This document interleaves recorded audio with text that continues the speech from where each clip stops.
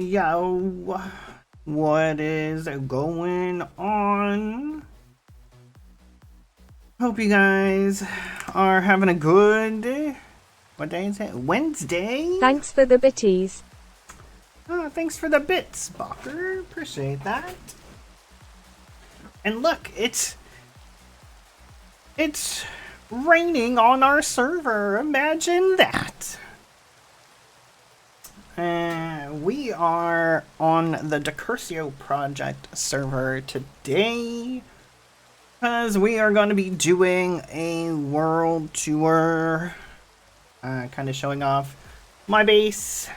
We'll go and look at everyone else's. I will try to do them justice. So even though this pack was cursed, we at least still want to have a video up for YouTube. So let's get started. So we are at spawn. So this is where we started. So we've got Captive, Kadiana, District, Okumadori, Imran, me. Well, it had curse in the name. We should have known exactly. Squishy and Naga. So these were all the server members that played on the pack. I think Potox is missing. Because Potox did play. He might have come in later. Maybe that's why he's not showing here. But we got a cute little spawn area. I got a little camping bed set up. I keep forgetting I'm so much faster. So much faster in this world than I am in Ragnamod 7. And I have flight. So we have the astral sorcery. I forgot what this is called. Where are you? Oh well. That was like our main source of travel around here. Gateway, thank you, Cat. I was having a brain fart. So yeah, this is where we started. Oh, so long ago. And then we ventured off and set... Oh shit, I didn't mute my phone, sorry.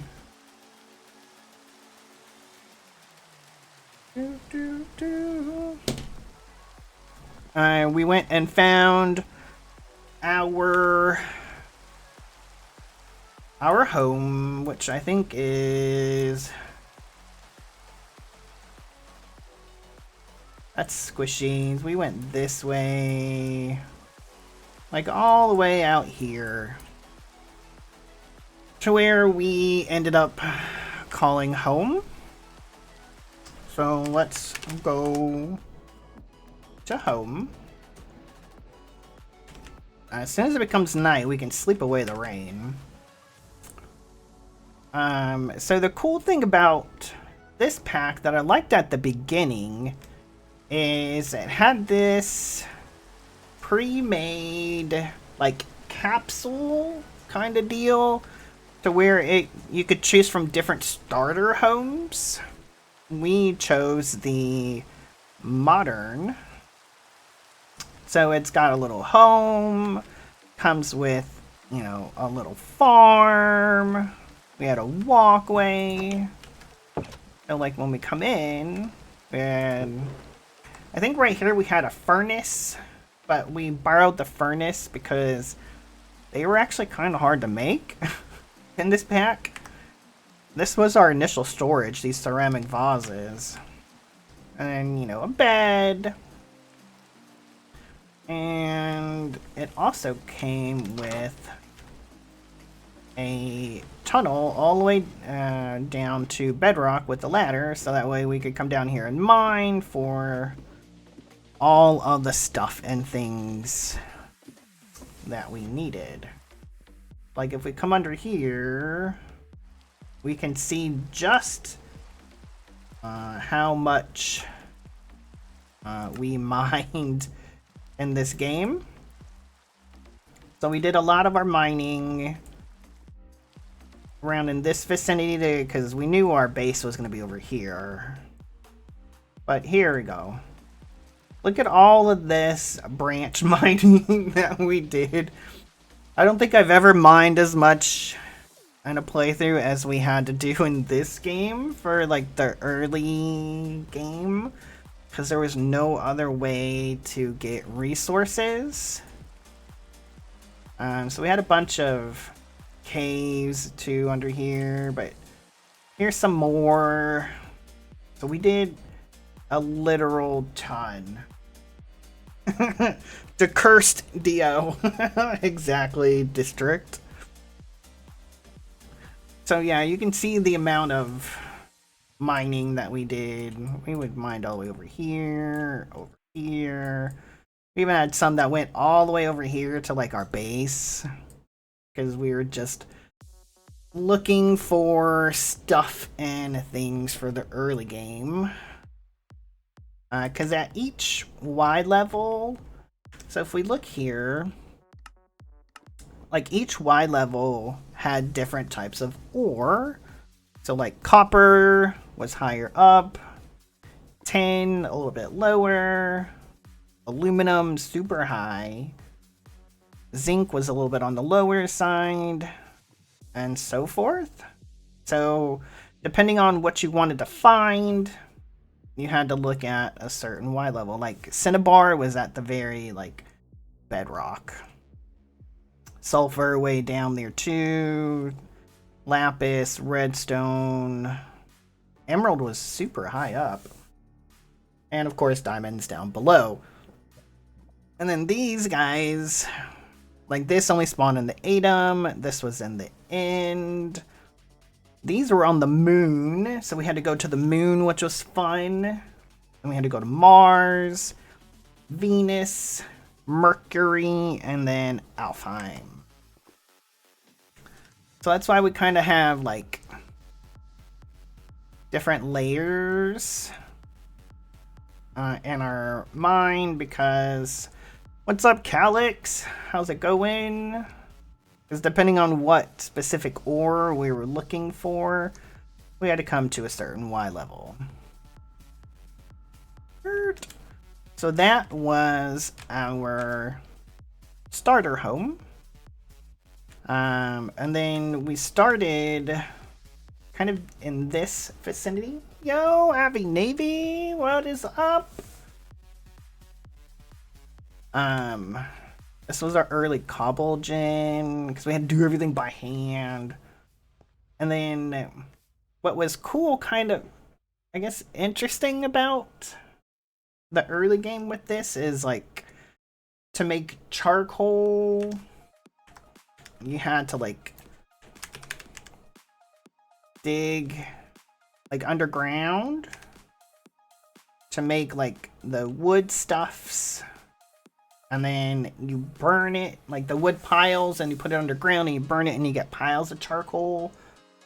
And then you also had to like fire the ceramic vases, so that was pretty interesting for the early game. I think that was the first time we had to do that. But this was kind of like our early setup. Then we had these barrels. Manual life, just like Cat. Exactly. And then we had these guys to hold the water, because this made vinegar. Because we needed vinegar for something, I forget. Honestly. Vinegar, what did we use vinegar for? To make milk and cheese? Okay. Like, it's been so long, I can't remember half of the stuff that we needed this for. Oh, yeah, to make cheese. I guess that's what it was, huh? Because then we needed cheese. Oh, that's right, because we needed cheese for the rats. Because we needed a certain rat to make black squish balls. These guys, that's right. Wait. Black squish balls. Boop. Yeah, basically rat poo. You use the mine cutter, the gem cutter rat upgrade to turn coal and the little black squash balls. And that was needed to make nether grout. So sad to see rats going away in the next pack. Yeah. And we needed nether grout for scorched brick, which we needed for like some of the early game stuff to be able to make the reinforced blast bricks. We just needed everything. Oh yeah, scorched stone to make that. Yeah, we know the Captives likes the rats mod. Cause he took on the Chaos Dragon with that. With the rat. These ceramic vessels were like our early game storage. And then we initially made a look at the below the base. No. Yes, best dragon fight ever. The longest one ever too. I think it was what, like 4 hours, Captive? When you took it on with a rat and your radiation suit. So early on, we used this area to start an iron farm. And then we quickly learned that everyone made an iron farm and it kind of started causing issues, so we set up a villager trading post at spawn to kind of help with TPS. But it would come down here and we had our iron down here. Yeah, 4 to 5 district was close in this pack if you count all the time traveling, right?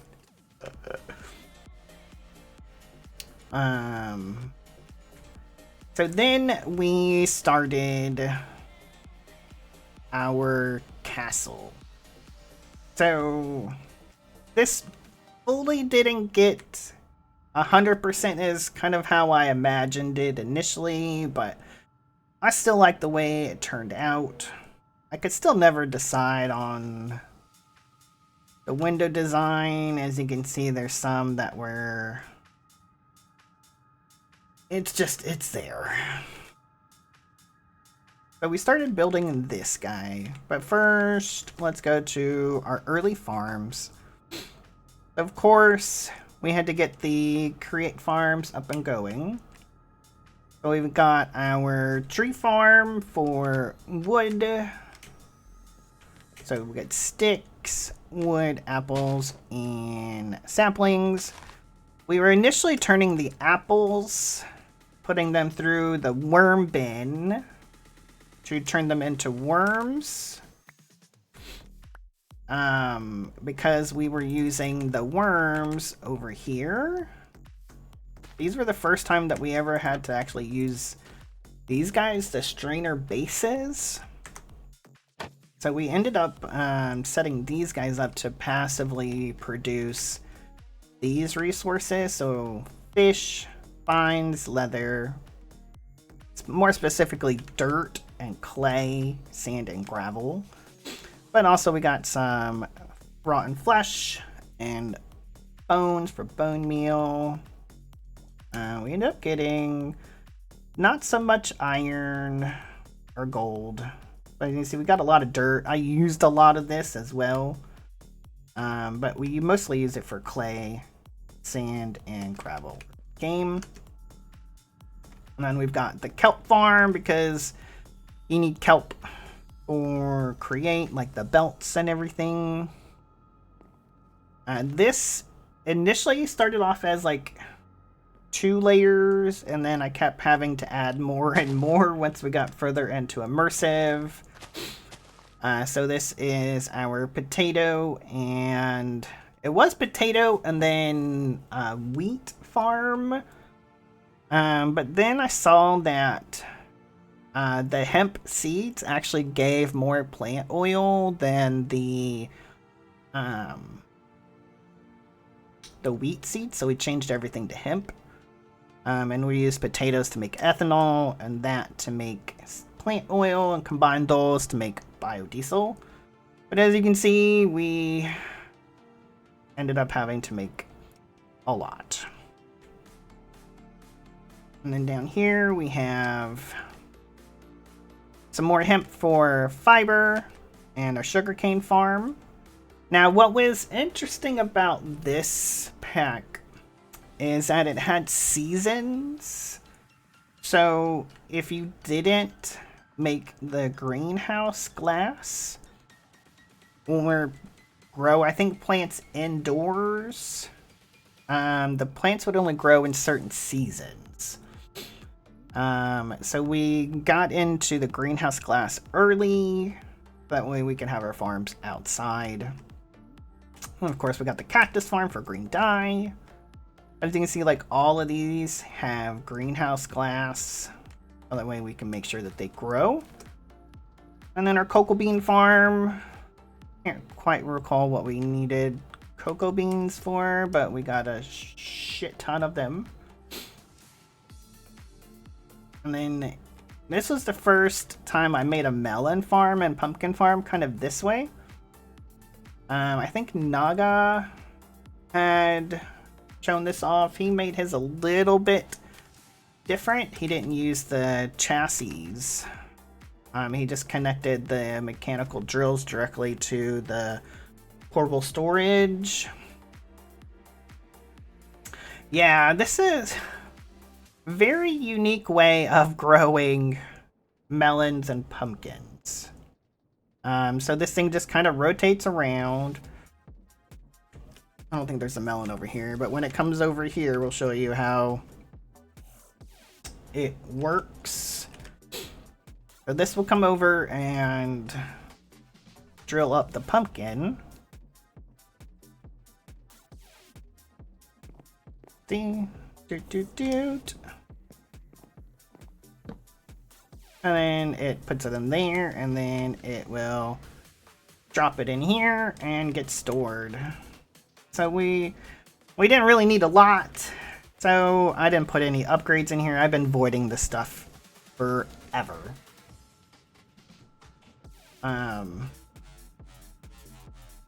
But while we're out here, we'll talk about our bees. So in this pack, it had resourceful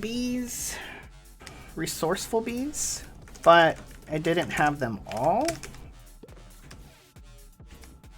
Yeah, it was very clever. Resourceful bees. So as you can see, there's not that many bees. And really the only bee that produced any kind of material that you actually use for like crafting was the zinc bee. Everyone else is more of a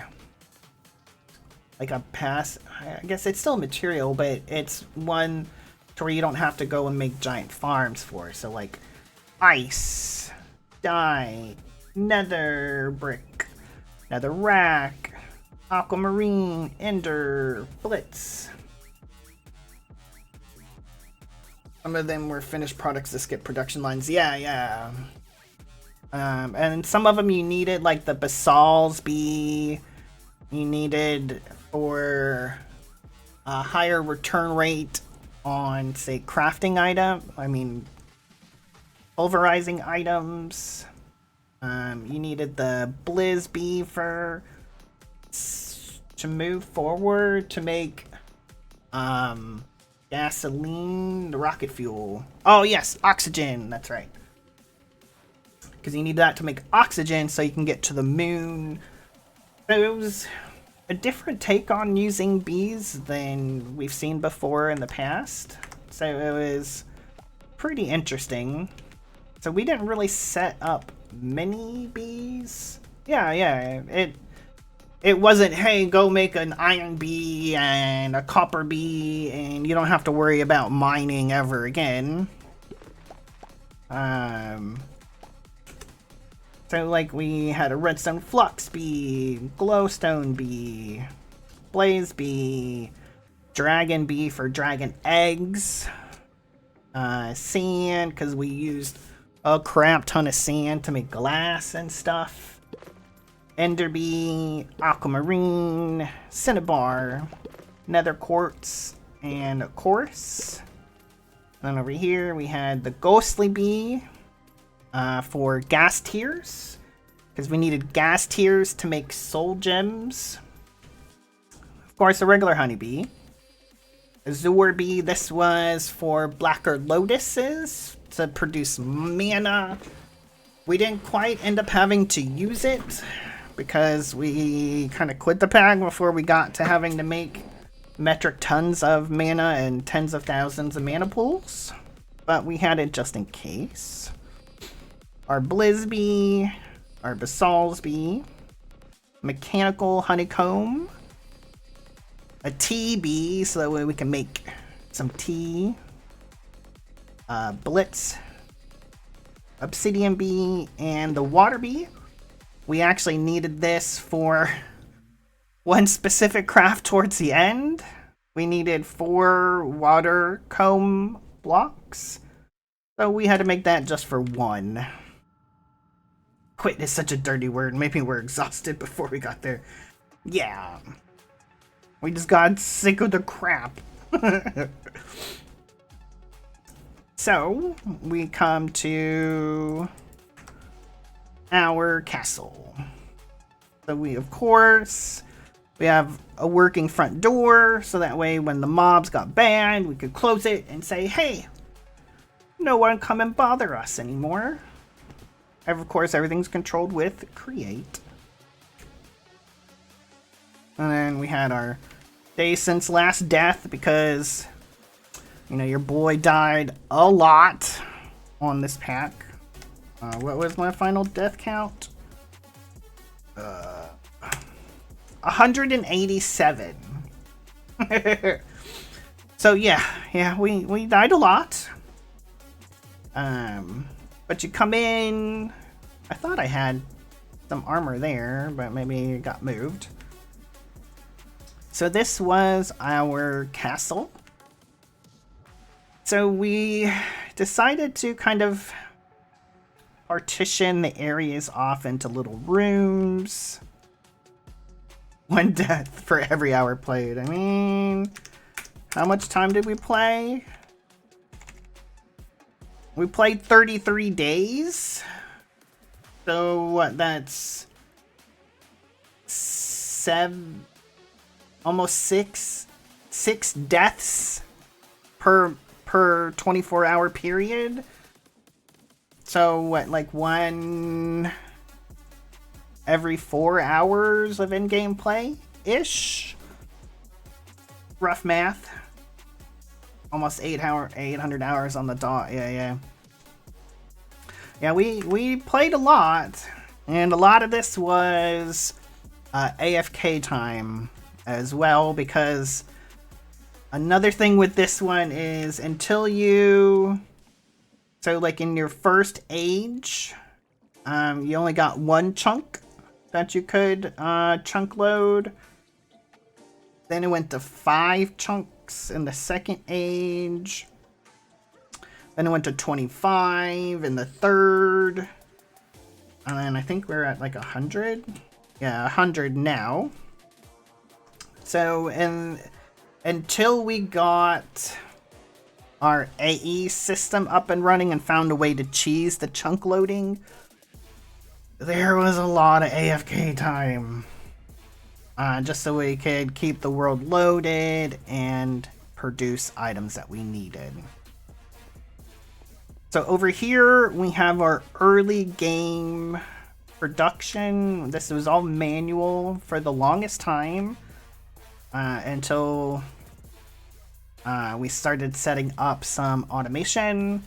So we had our first multi-servo press that we used with all of the dyes that we needed.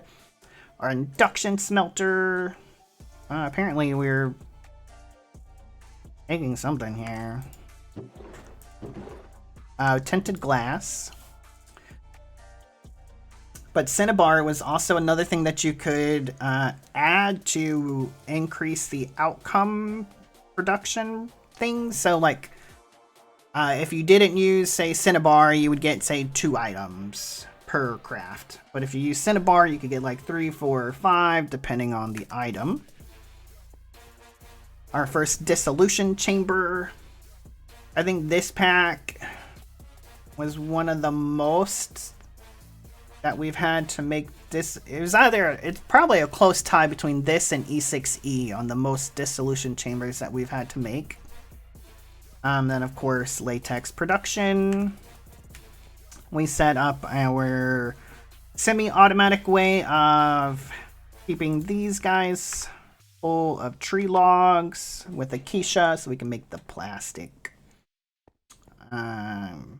Here is our NASA workbench. So this is where you had to add the blizz to make the oxygen, liquid oxygen. We had to turn it into air so we could fill up our spacesuit for when we went to the moon and Mars, etc. And this is, we also needed liquid oxygen, refined fuel, and gasoline to make the rocket fuel. And we had to, of course, put it in buckets. The crystal growth unit, this is the first time that we had to use this particular block for making the pure crystals. The good thing with this is you put in, say, 1 seed and you got 8 crystals in return. But we probably should have got the hint from this machine for crafting time for the future, because this took 20 minutes per craft. So 1 seed to 8 crystals took like 20 minutes. Yeah, and mine are, I've got 3 more in the back in the production area that are probably still going now. And then we have another pulverizer. And this is the first time we had to use a lot of resin. This was used to make signalum. So we needed a ton of this. And we've got our kitchen over here, or cooking for Blockhead's kitchen in this corner. I like I think it's blue terracotta. I can't remember what color we colored those. Looking forward to shutting it down this afternoon. Yeah. Server still complains. Well, once we're done, we can nuke the server district. We'll never have to come back to this godforsaken place.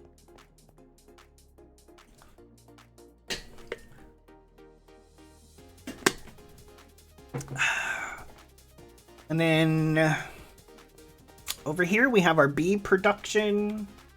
You'll miss the server, but yes, exactly. So we started off with our semi-automatic comb production with the centrifuges. Ultimately moved to this guy for the majority of our comb production from resources. This is our singularity and matter balls storage, which I will show you guys the basement here in a bit. But up here, this was the first time that we've actually had to use this guy, the alloyer from Tinker's Construct, to where you create, say, 3 different items. So like over here we have molten andesite, right? And then by using the seared channels, it drops it into the ingot makers. So this is how we made our andesite alloy to start the early game. So you needed steel, which we have in here. course, in andesite. And then back here, I think was zinc. And then they combine into here. And then you can pour it out through a faucet into an ingot maker. And we just had it stored in here.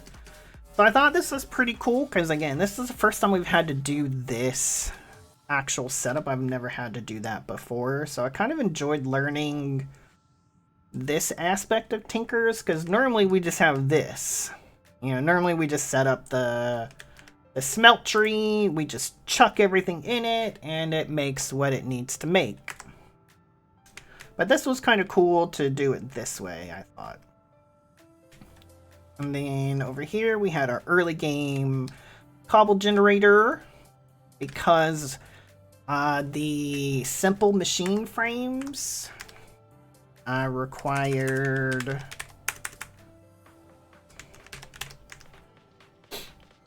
not simple, no, it was the pity machine frames required compressed cobble times 3. So that's a lot of cobblestone. So we set this up early game to make that. And of course our early game Starlight production. To where we use create to keep this full of aquamarine. And when we didn't have access to large storage for liquids, we had to use the fuel tanks. So good way to utilize immersive engineering because it holds like 512 buckets. So I mean that's like 4 stacks, right? Yeah. 8 stacks. Yeah. It's 4 stacks is 256. Yeah, it's dead. I mean, because it's only a 3x3x4 block size, and it can hold 512 buckets. So not too shabby. At least until you get the elite tanks exactly. And then you can have some backup storage in here and then in here. And then we have our astral attunement altar.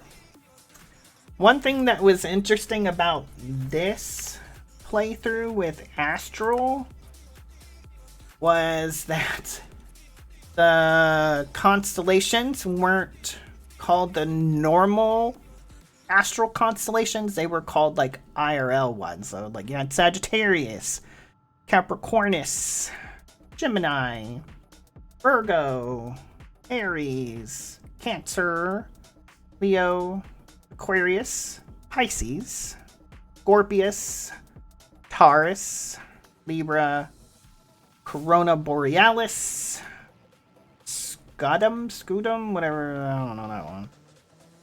Lyra, and Ophiuchus.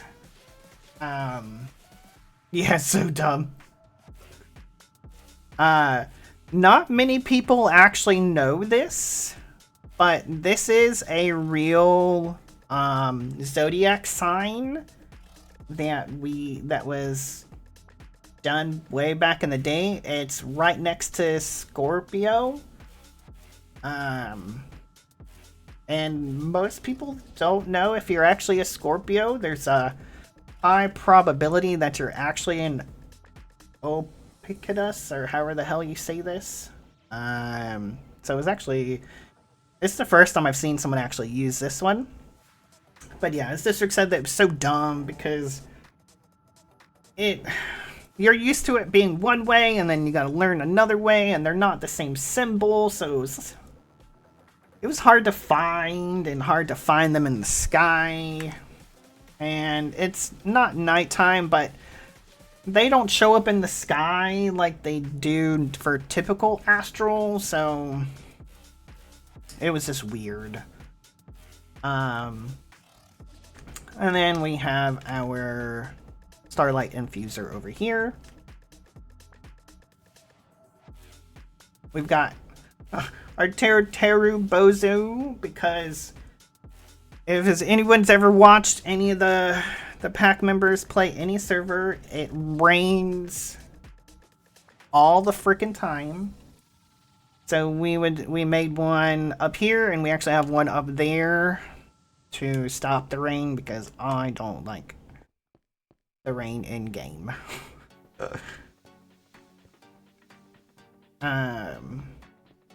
Then hashtag blame Florida. No. We ended up having to actually make drawers for this pack. I didn't initially plan on doing this, but because of the amount of items that we needed for the end game, we had to do drawers because there's no way in hell that I was gonna be able to make Supreme Black Hole tanks for everything and store them that way. So we just kind of did some scuff drawers, and this was the main one. This was all the stuff that was being produced out in the world, and I would bring it back to hook up to the system so I would have to have access to it. Again, it's scuff, but it worked. And then we come in here. So this was our early create setup. So for the majority of the game, this is how I actually smelted items. I used create, and instead of blowing the heat onto the item, you can suck in the heat and do it. So it was kind of backwards. So I thought that was pretty cool that you could do it this way. So I would just throw everything in here, add a filter here, it would go in there and get eventually inputted into our AE system. This is how we made our blaze cakes. We had our mechanical press. I would take the sugar, cinder flour, and eggs to make our blaze cakes, and then we had a lava tank below that would fill it up with lava, and there we go, blaze cakes. This was our initial setup to make the greenhouse glass, because you had to put liquid glass with copper, raw copper, something else. What was it? Like 3 things with liquid glass. Yeah, so green dye, hence the cactus farm. Crushed copper ore, so you couldn't just go out and mine it, you had to actually crush it through the create wheels. Treated sticks, this was a pain in the ass initially. And then molten glass, and you needed it heated. And you mix it up, and each one makes 2. So we would use that to make our greenhouse glass. This was our mill stone to make some of our crushed items like early game before we got our crushing wheels. Our rolling mill so we can make our rods early game. I don't think we have any left in there. And then of course our mechanical press. This is how we made our precision mechanisms. Normal recipe, small cog, large cog, iron nugget with a gold plate through 5 times. I think it was 4 times on this one.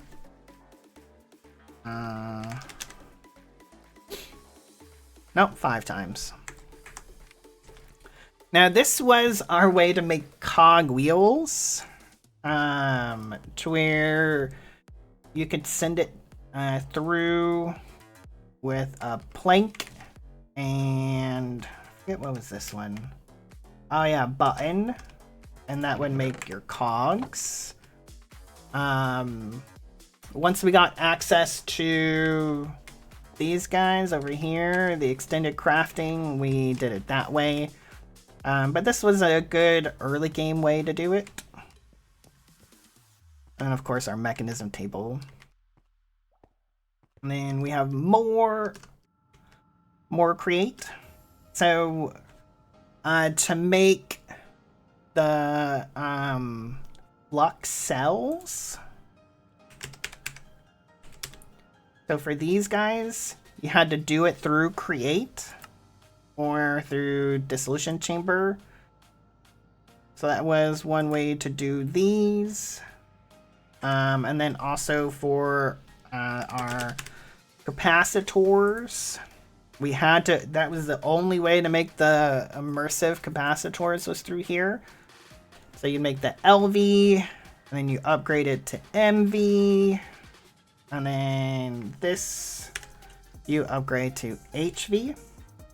So they all use treated planks, redstone blocks, and large iron plates, and they just use different rods.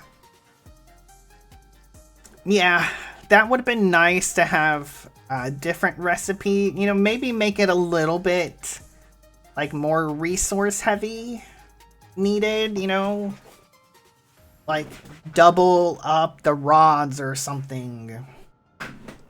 But just so you could automate it a little bit better. Yeah.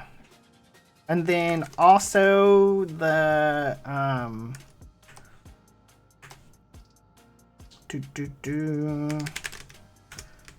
the engineering blocks. Lurking for lunch, no worries. So the light engineering blocks, this was the only way that they could be made, as well as the heavy and the redstone engineering blocks. So again, like District said, it would have been nice to have an advanced recipe for this one. You know, make it a little bit more resource heavy. But the amount of time that I had to hand make this stuff for all of my immersive multi-blocks, the 6 or 7 excavators that I had going, it was just asinine. But, you know, there was no other option, so that's what we had to do. Yeah, asinine, yeah. It's that and facetious are like two of my favorite words to use. And then over here, we made this, I think, for just one craft, to make the upgraded blast bricks, because you needed 3 deployers and 2 spouts. And then this was just a different way to make treated wood, so we didn't have to make it by hand. I think there was another way to do it, but as you guys know, I love create. You could do it this way by hand. You could do it this way, or you could do it through tinkers. But I enjoyed it this way. Now, this was a first for having these guys. So this is how you had to make the AE controller blocks. So when we come down here, so the ME controller, right? So we had to use these guys. So you had to make the 5. They had to be in specific order. It would go boom, boom, boom, boom, boom. So you needed not the 3 processors, but there was an extra one. And then you supplied the last one with a whole bunch of power, plus an unstable core, which was these sparks. These were the bane of my existence in this pack. You needed them for everything, and try as we might towards the end of automating it, I still couldn't get it 100% right. So every quantum entangler that we had to make, everything with Botania that needed them, I had to handcraft these. We probably crafted damn near like 300 or 400 easily. But like I said, this was the first time using this, so you put it in here, it automatically transferred to each one, and then when it was done, it would spit off the controller. So I thought that was kind of unique, and a new way of making the controller blocks versus just say crafting them. It was kind of a little bit more external, which was kind of cool. At least I thought so anyways. So before we go back to the factory, that area, we'll go downstairs. So this is kind of where all of the, I'll just say all the shit went. Like all the cables and stuff that we didn't want to be seen. Where the locals would spawn, yeah. Until we made the astral sorcery ritual to keep the mobs away. Because apparently the shrublands is considered a savanna. So we would have the mousy mobs, barbacoa thingamabobbers literally spawn every 5 minutes under here. It was a pain in the ass, and I learned to not build in shrublands or savannah ever again.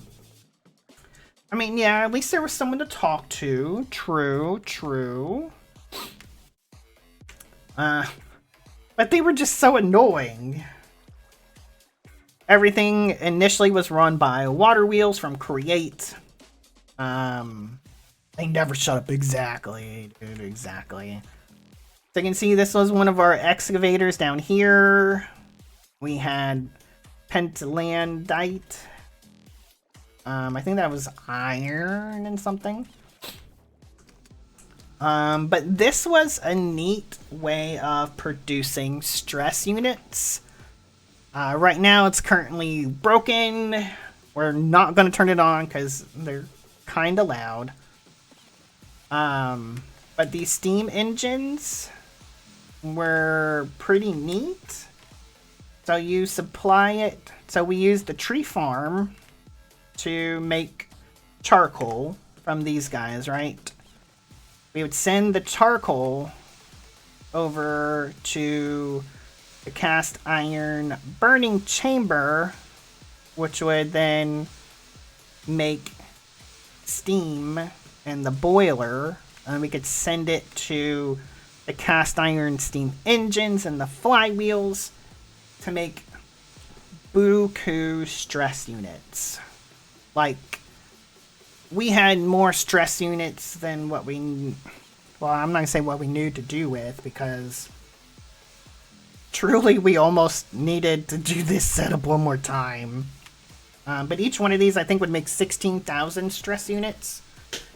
So we almost had 200,000 stress units. Between the 8. And they would go off to everything up above. This was our early game power. Again, Sterling Dynamos. We used that until we got into automation and then immersive. This is how we made the rosin from our resin. So we just constantly had our arboreal extractors going, filling up, of course, an immersive tank and sending it upstairs. Here's our latex production. We have a large storage unit for it, even larger down here, another 1,500 buckets. Because towards the end, when we were making a bunch of crafts, some of our crafts required a lot of latex, so we wanted to have a bigger buffer, so we just did it this way. So here's what initially ran our create stuff until we got the boilers going. We had water wheels, to which we just increased to make it go as fast as humanly possible. And then here is our controller. We initially had a bunch of chests down here for storage with the storage buses until we can make the discs and store everything digitally. Now I do have to say, in this playthrough, I think I learned more about AE2 than any other playthrough that I've done that we've used AE2 for. One of the coolest things I learned about was this guy, the spatial anchor. So if you recall earlier when I was kind of going over the chunks that you got per age, this was the way to kind of cheese that a little. Yeah, I had to push AE further than you've ever had to as well, yeah. So this guy will chunk load any chunk that you have a cable in. So let me show you, hold on. I always have to come in here and break this every time I come on. I don't know why.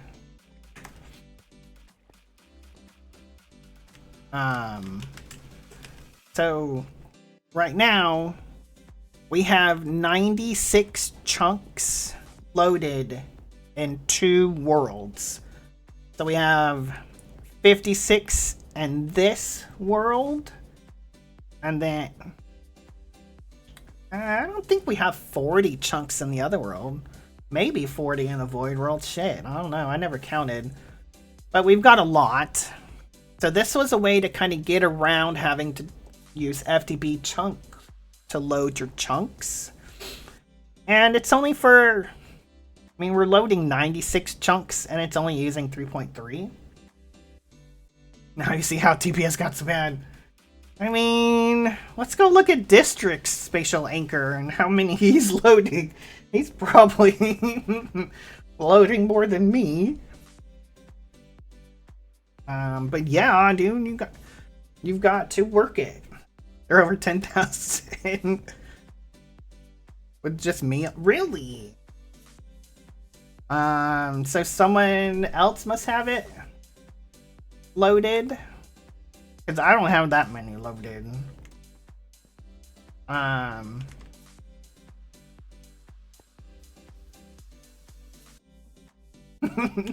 Just straight outing himself here. I mean, I know there's some chunks that are loaded around me depending on the view distance. As long as it's not down to 6 chunks like it was. Cross anchors, chunks, server spawn chunks, quantum entanglement ports, etc. Yeah. Needless to say, we had a lot. A lot. But these are another thing that I got the chance to learn about, is the Emmy quantum rings. So when we played Ragnamon 6, it had refined storage. And refined storage has a little bit easier wireless system than AE2. Refined storage is just 2 blocks. One that you hook up to your system and one that you connect however many blocks away, where you're processing or doing whatever it is that you need to do. And bloom. The anchors from mech loaded 10 by 10 around the block. Damn. So it was a little bit easier with refined storage because it's only 2 blocks. This, you need to make the quantum ring. You need to make the quantum link chamber, and then also the quantum entangled singularity. So these are the ones that you have to, you take the regular singularities that we're making through the normal process. You blow them up with some ender dust, and when you, for every 1 singularity that you explode, you get 2 quantum entangled singularities. And the reason that you get 2 is because you put 1 on your system setup here, and then 1 on your setup further away, and it connects them wirelessly. So that was pretty neat. So we did have a ton of those set up.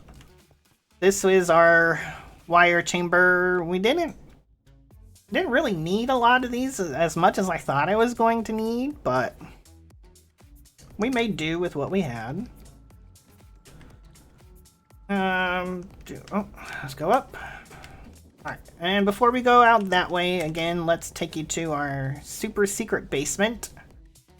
Oh, let's close the door. So, as you know, in this playthrough, we kind of role-played as a mage, hence the outfit.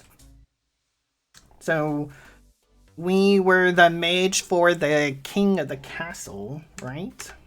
And our goal was to conduct experiments on mobs, but of course we didn't want our citizens to know about that. Our citizens being off over there in our mine colony. So warlocks are, I mean, warlock, mage, same thing, potato, you know. But we'll go out to our mine colony when we get done with this part. But of course we didn't want them to see the experiments that we were running, so we put those in a secret basement. And here is our basement. We come down here, and of course we worship the Dark Lord under here, so because again we're doing experiments on things with blood and shit like that, so you know, these are our trophies that we got from the Twilight. So we come down here, and so here we're harvesting the power of charcoal and flowers to make mana. So we learned that, right? So we've got our mana production. We've got things kind of automated down here. We have our portal to Alfheim. We got that automated. So this was standard stuff for Britannia. Except for this was the first time I've actually had to automate this stuff. I don't think we had to do that. Or maybe we had to do that in E60 and I just forgot. But of course we have Terrasteel and Alsteel automated here. And then we come over here.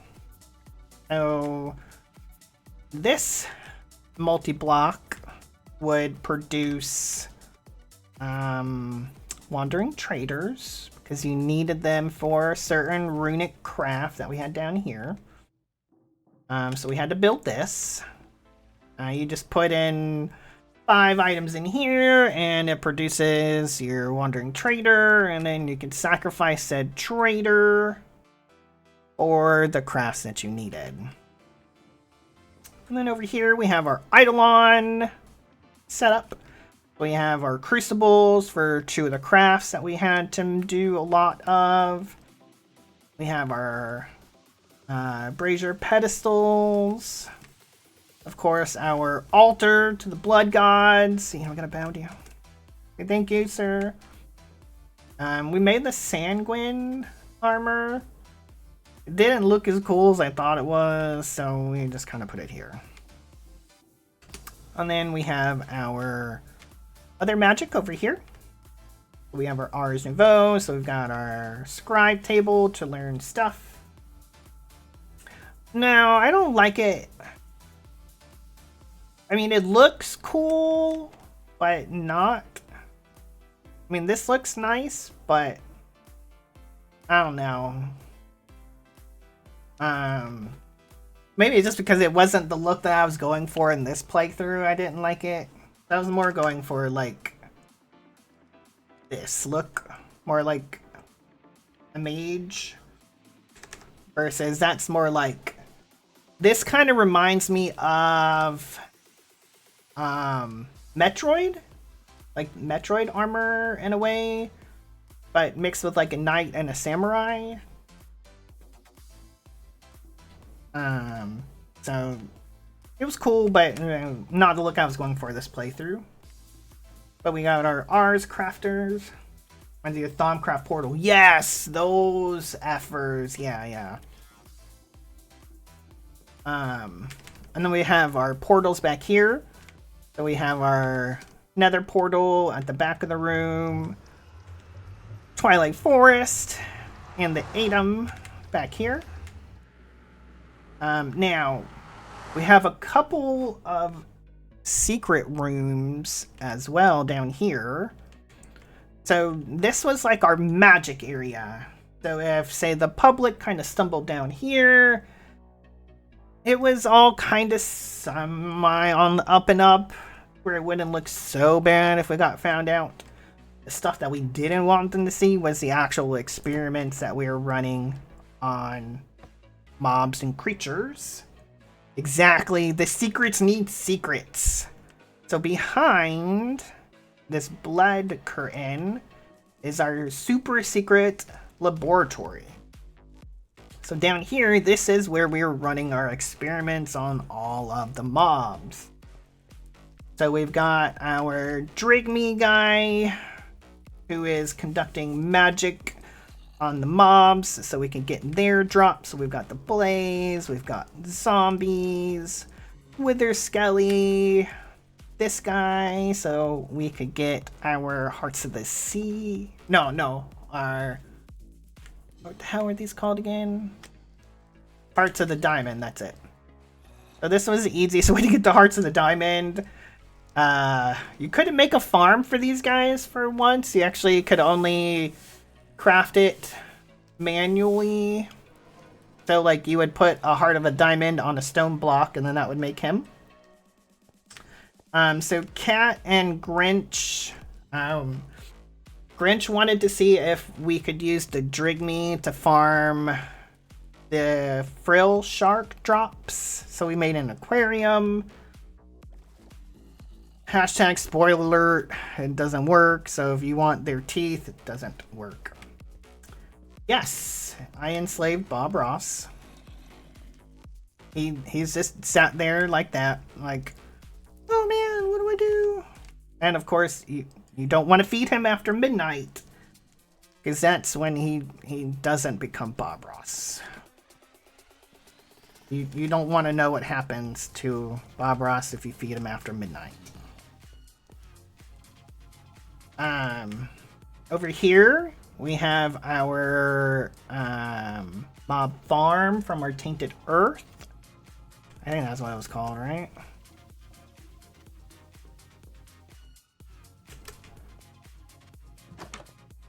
Dreadful Dirt, that's right. So we had the Dreadful Dirt, Mob Crusher to get us not only Liquid XP, Liquid Experience, but all of these mob drops. Over here, we were spawning in zombies to turn them into pink slime and liquid meat. So this was one of the playthroughs ago I had to use the RF tool spawner quite a lot. So we first started to use these guys in Chroma 2 towards the end, where we just kind of messed around with them and spawned in cows and such. But this one we actually used to spawn in zombies. And we had it initially set up for blazes, but it was a little bit too much, so we just went this route. And then over here, this was for wither skeletons. And then we found a better way to do those.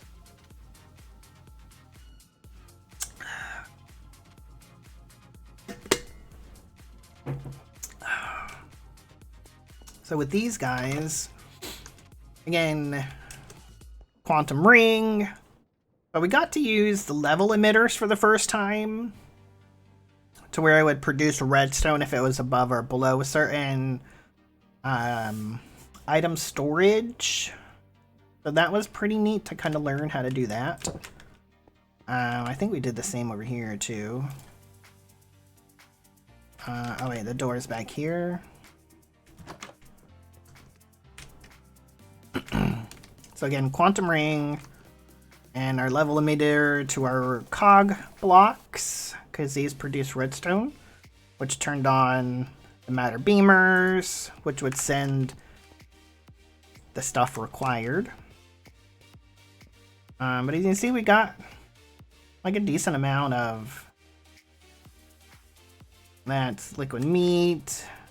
We've got pink slime.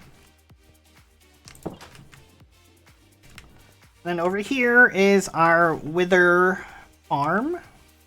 So we didn't fully automate this.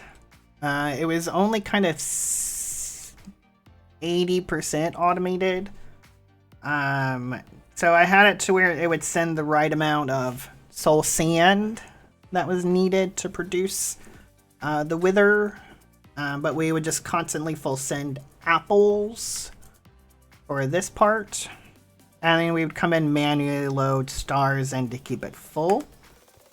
But kind of the way it worked is we put the stars here, apples there, soul sand here. You can see here, one soul sand equals 3 nether stars. So it would come in here, come over here, shoot them off, and then this guy would crush them and give us our stuff. So it was pretty cool. This started off as our manual wither killering area because the tinted glass is blast proof. And then we moved it to automation.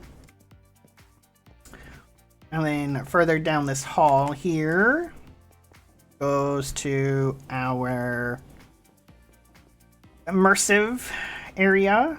So we didn't want to have this up on the land up there because it would just be noisy and kind of pollute everything, and our villagers would just get mad. So we kind of hid it all.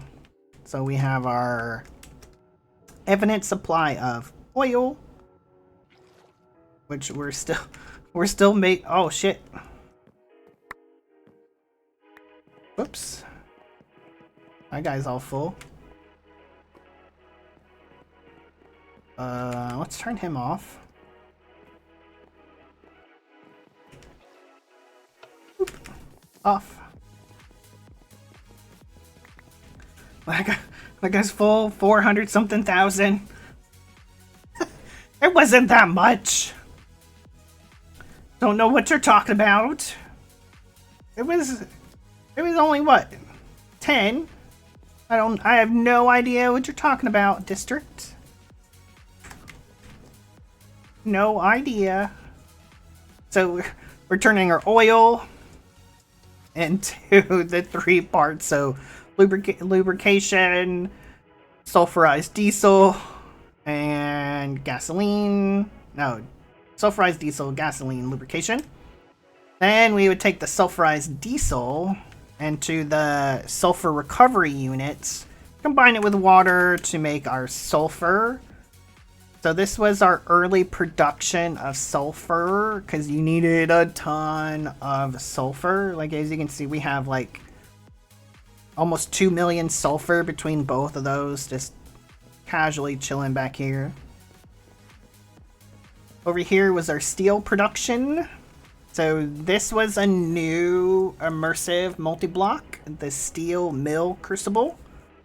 So this guy would double your steel production. So 1 steel in would be 2 out. Pipes are all kind of dirty. Yeah, that happened a while ago, to where like the shadow effect, I have no idea why it did that. But like they showed up one day like that and never went away. Oh, I don't know. Who knows? Couldn't be from, the 7 diesel generators that we have back here running in a closed space. Don't come down here without an oxygen tank or you might suffocate. It's a spot from being clean. Not being clean soot, yeah. This was also another new multi-block from Immersive, the rotary kiln. This multi-block was a pain in the ass to make because this section right here, it required the blocks to be put in a certain direction. Hold on. Sorry, my new hire had messaged me.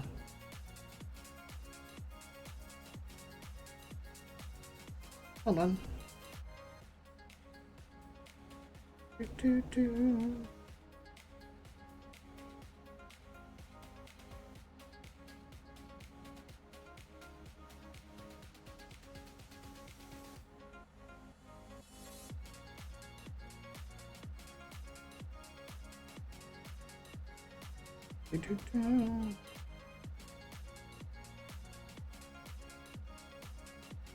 Okay.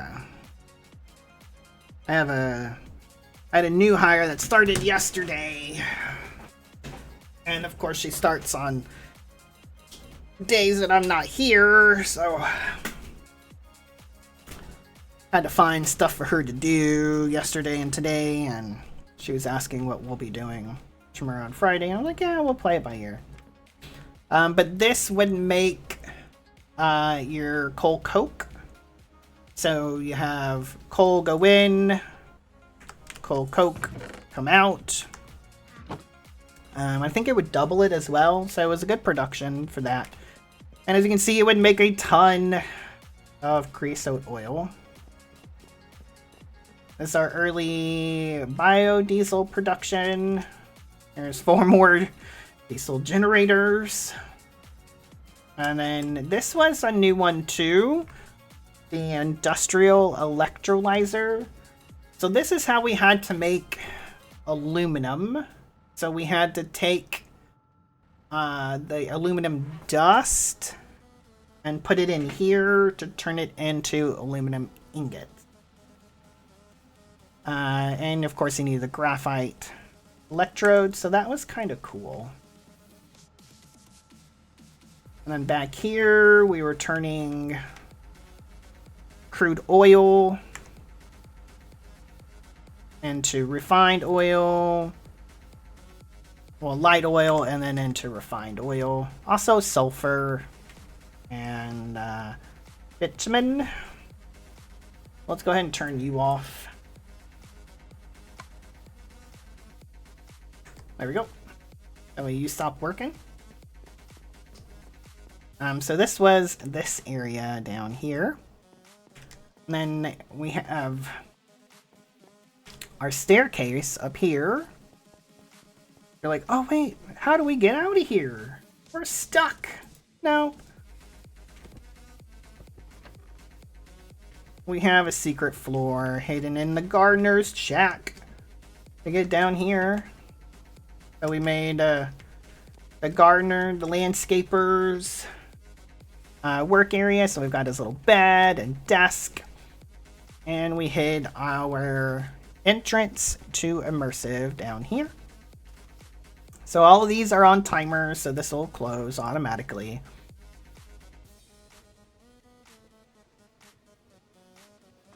So this was the colors that we chose for our flag. So we put carpet by his bed, and pretty neat. We got lights up at the top, so if he's out here at night working, you can see what he's doing. But I thought that was pretty cool. Alright, so let's go show you the other secret area that we have. We also made this area, this little side entrance to downstairs, because after a while it got tiresome using the controller to open and close this when I had to come down here like a bazillion million times, so we just made a side entrance. So through this blood curtain back here comes to this hallway. Stupid roach, go away. Come down here. And this is our space station setup.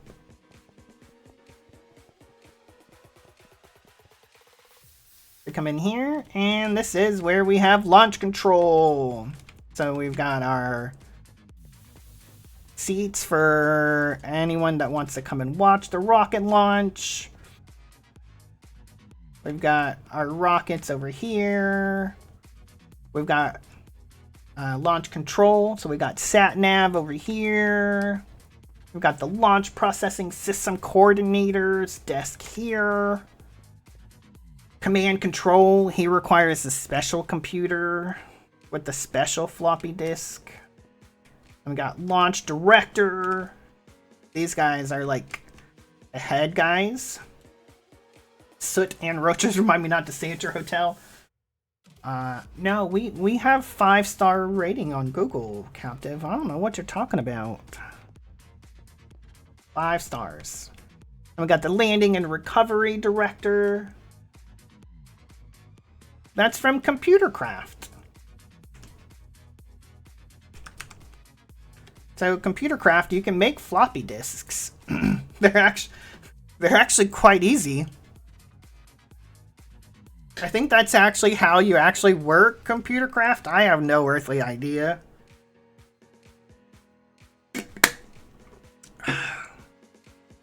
But I thought they were cool. Because you can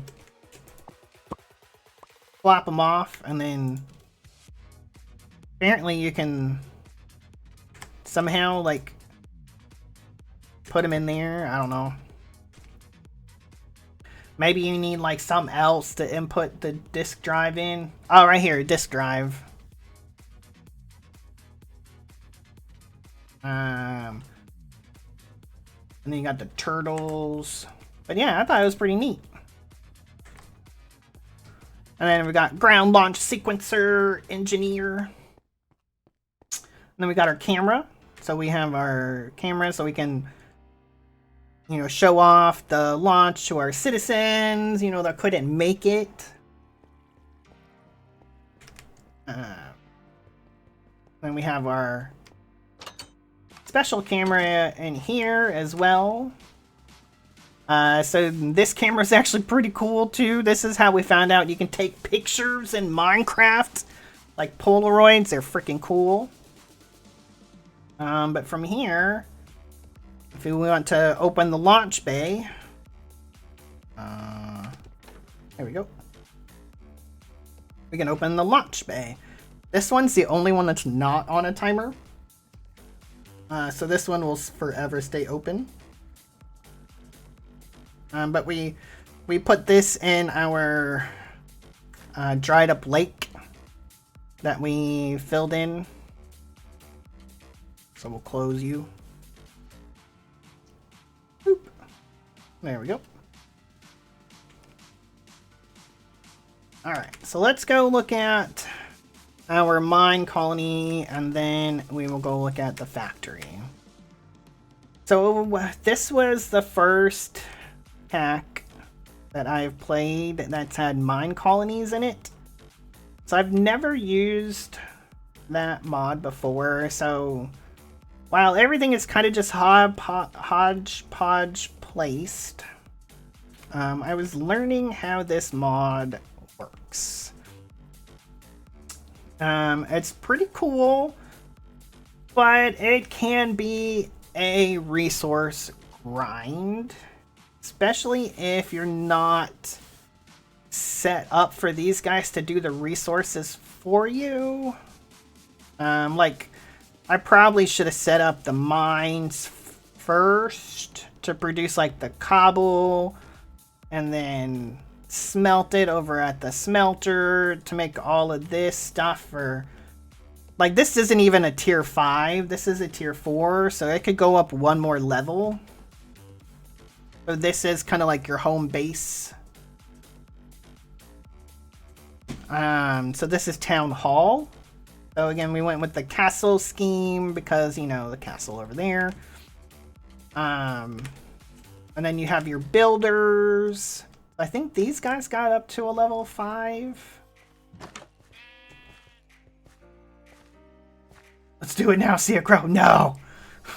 No, it's only a level 4. I would have to upgrade these to a level 5 first to upgrade that to a level 5. And the amount of materials needed for the level 4 was a pain in the ass. The level 5 is even worse. These are like our villager homes. We have the restaurant. We have the tavern. We have the baker. Never figured out how to get this guy to actually produce anything. Yeah, to be honest though, I kind of got burnt out a little bit because that's all I was doing while I was waiting for things, and between streams was mine colonies, so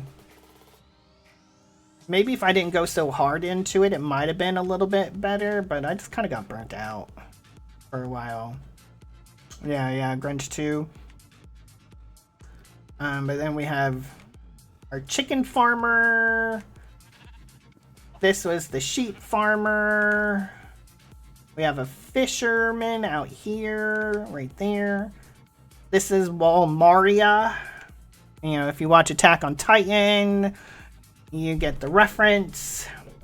But, you know, as you can see, we go from the plains to the savannah. So out here, we had those stupid mousies, mob, barbacoa things that were out here that would come over and constantly kill my freaking villagers.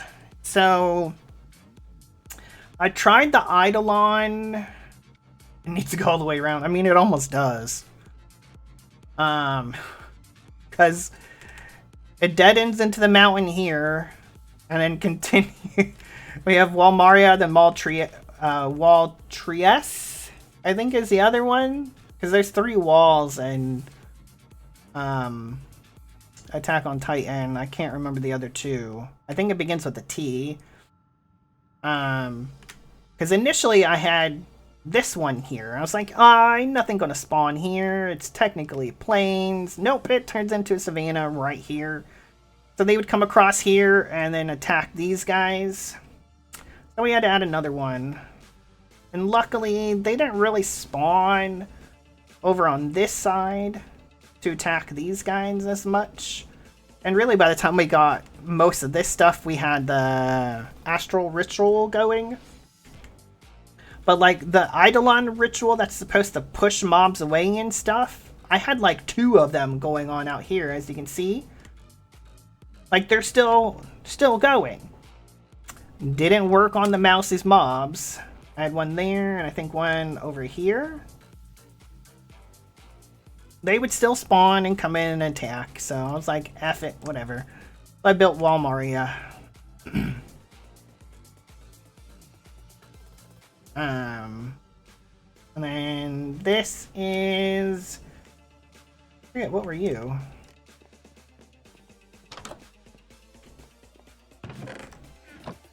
I don't even know what you are.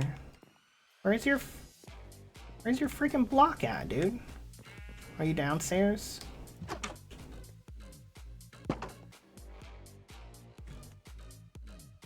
Courier. Okay. I was like, what the hell are you? I forgot. This is our mechanic? What were you? Yeah, mechanic's hut. I was right.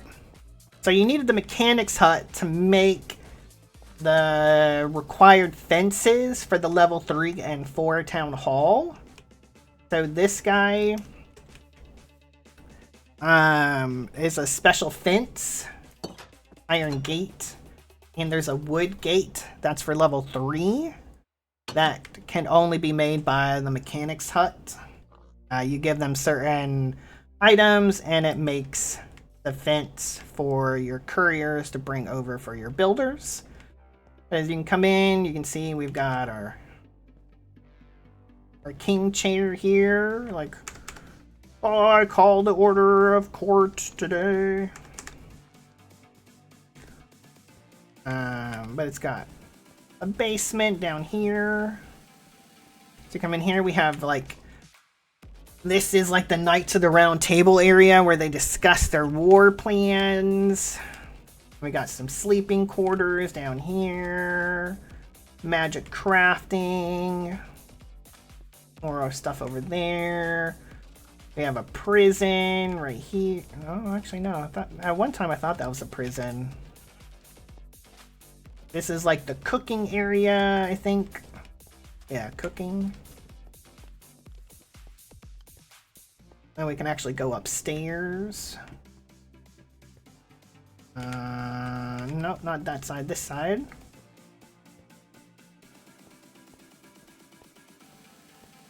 We climb the stairs and we come up here and we have more sleeping quarters for the guards. Got a nice little relaxing area, the fireplace, cozy little seat to read a book at night, note block, jukebox, study area, you know. Come out on the balcony to keep an eye on the land. And we can come out here to go up top. We can really see like our township. You can just be like, yo, everything going all right? And if they need to like shoot their arrows, they could be like, whoosh, whoosh, whoosh, whoosh, whoosh, whoosh, like so, you know. Do their protecting back here. We never got to make the flag, but the flag would have gone up here, right here, on the super high part. And then there was a couple buildings we didn't get to make because you had to do like certain progression to unlock certain things, and then through your university they had to do research to unlock certain things, and we just never got there. As the king, do you require them to make those whoosh noises every time they shoot their arrows? Yes, it is required by decree. This was our first small mine. And then we got our large mine that didn't get finished. And then we have our hospital, as all good kings do. Exactly. You gotta be right. You gotta play the part. This is our composter. We have a rabbit hut that could have produced rabbit hides for us. More villager homes. This guy is our Fletcher. And then this person, what were you?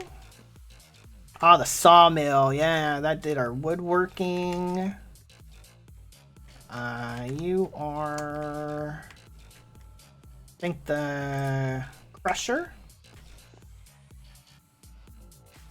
Over here we have our graveyard where we lost many of our citizens. This was the only one that I went with the Japanese style just because I really like the floating lanterns, like the balloons going up. I thought that was really cool. But that's the only one that I did in the Japanese style. This was our school. And we have our beekeeper over here. This guy was making comb for us. This was pretty cool. If the bees would actually stay in the goddamn hives. Oh, this one actually stays. They would come and go. Like I would have bees and then I would lose bees and then they would come back and this blah.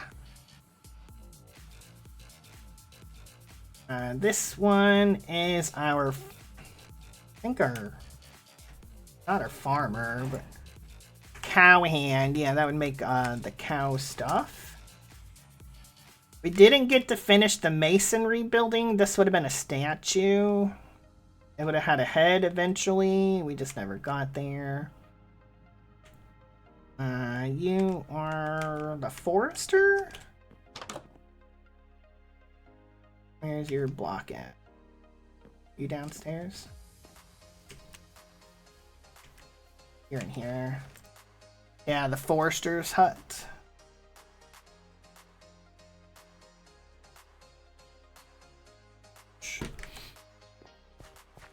And this one... Oh, it's just a house. I think this one is the stoneworker? Blacksmith, I was close. And I got a pig farmer here. This is the foundry. Smeltery, close enough. This is our storage house, where all the storage stuff gets stored. And this is another courier. So, I mean, we got through like a good chunk of mine colonies. We just didn't get through all of them. So, we were close. Initially, like I said, I did have fun with mine colonies, but I just got burnt out with it. It is a grind. So if you play with it, be prepared for the grind. Alright, so now we can go back to the factory. Oh, so that camera that I was telling you about that can make, like, Polaroids. This is it. Like, look how cool this looks. Like, you can take pictures of things. This is our astral islands, our floating islands. So this gives us flight, and the other one stops mobs. This is, of course, our iridescent altar. And I handmade these. I did not use a builder. This is all, and these were actually built before I had flight. So I had to scaffold all the way up and hand place the dirt. It was actually pretty fun to make. I enjoyed making the floating islands. It'll probably be something that will return maybe in a future playthrough. And we've got our castle. And then this is a picture of Potox took of me at his base. But this pack as well had custom ender eyes. So with each boss that you complete, that you beat throughout the ages, you would get these custom ender eyes. And you actually needed these to unlock the end. So while we're talking about it, let's go there real quick and I'll show you guys. So we'll go to the end portal. So this is what the end portal, like the stronghold, looks like. Like, look how massive this thing is. Like, look. That's a humongous stronghold. Like, holy shit. But you come back here, you follow the carpet. But this is the end portal. So you couldn't use regular Eyes of Ender to open the end portal. You needed those special Ender Pearl, the Ender Eyes. So I thought that was pretty cool. So you couldn't go to the end like right away. You needed these guys, so I thought that was pretty neat.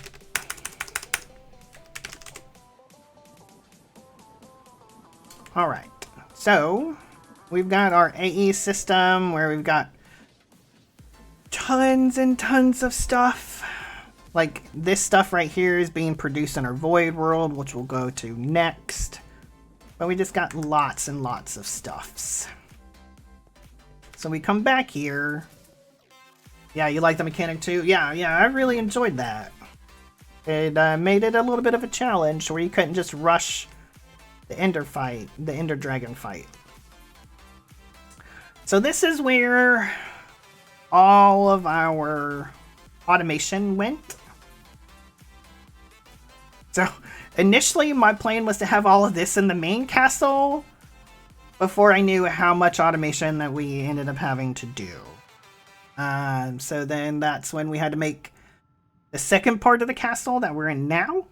because I saw the amount of machines that we were going to need and said, I don't have enough room. So we built a second part to the castle. So we've got...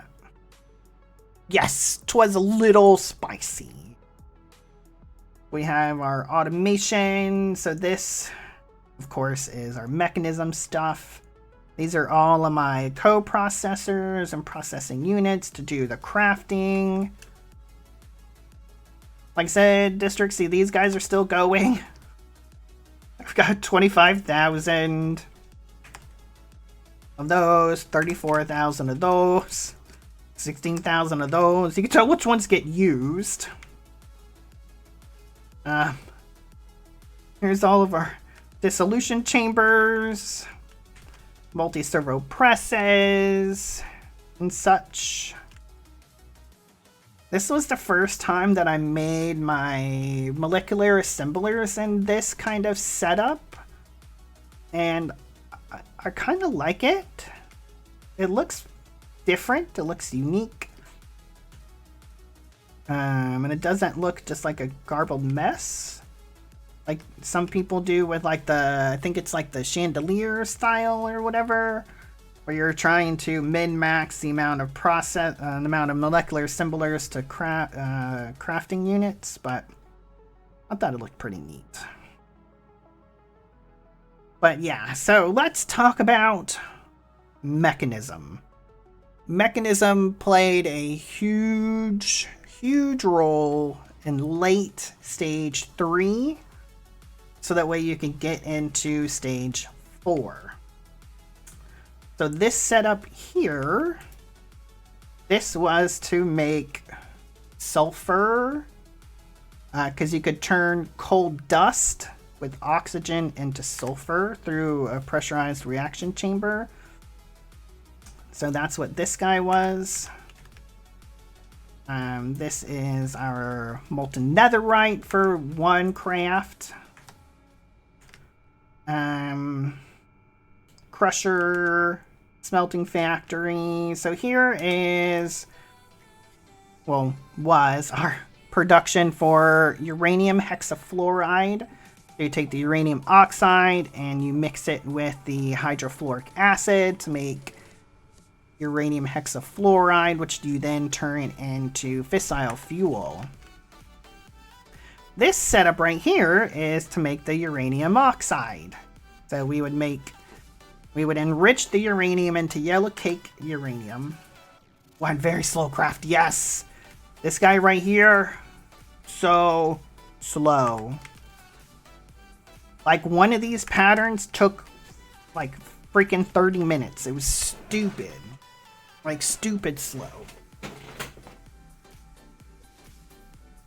So then, this is when I was talking about earlier about learning more about AE2 in this playthrough than I've ever had to before.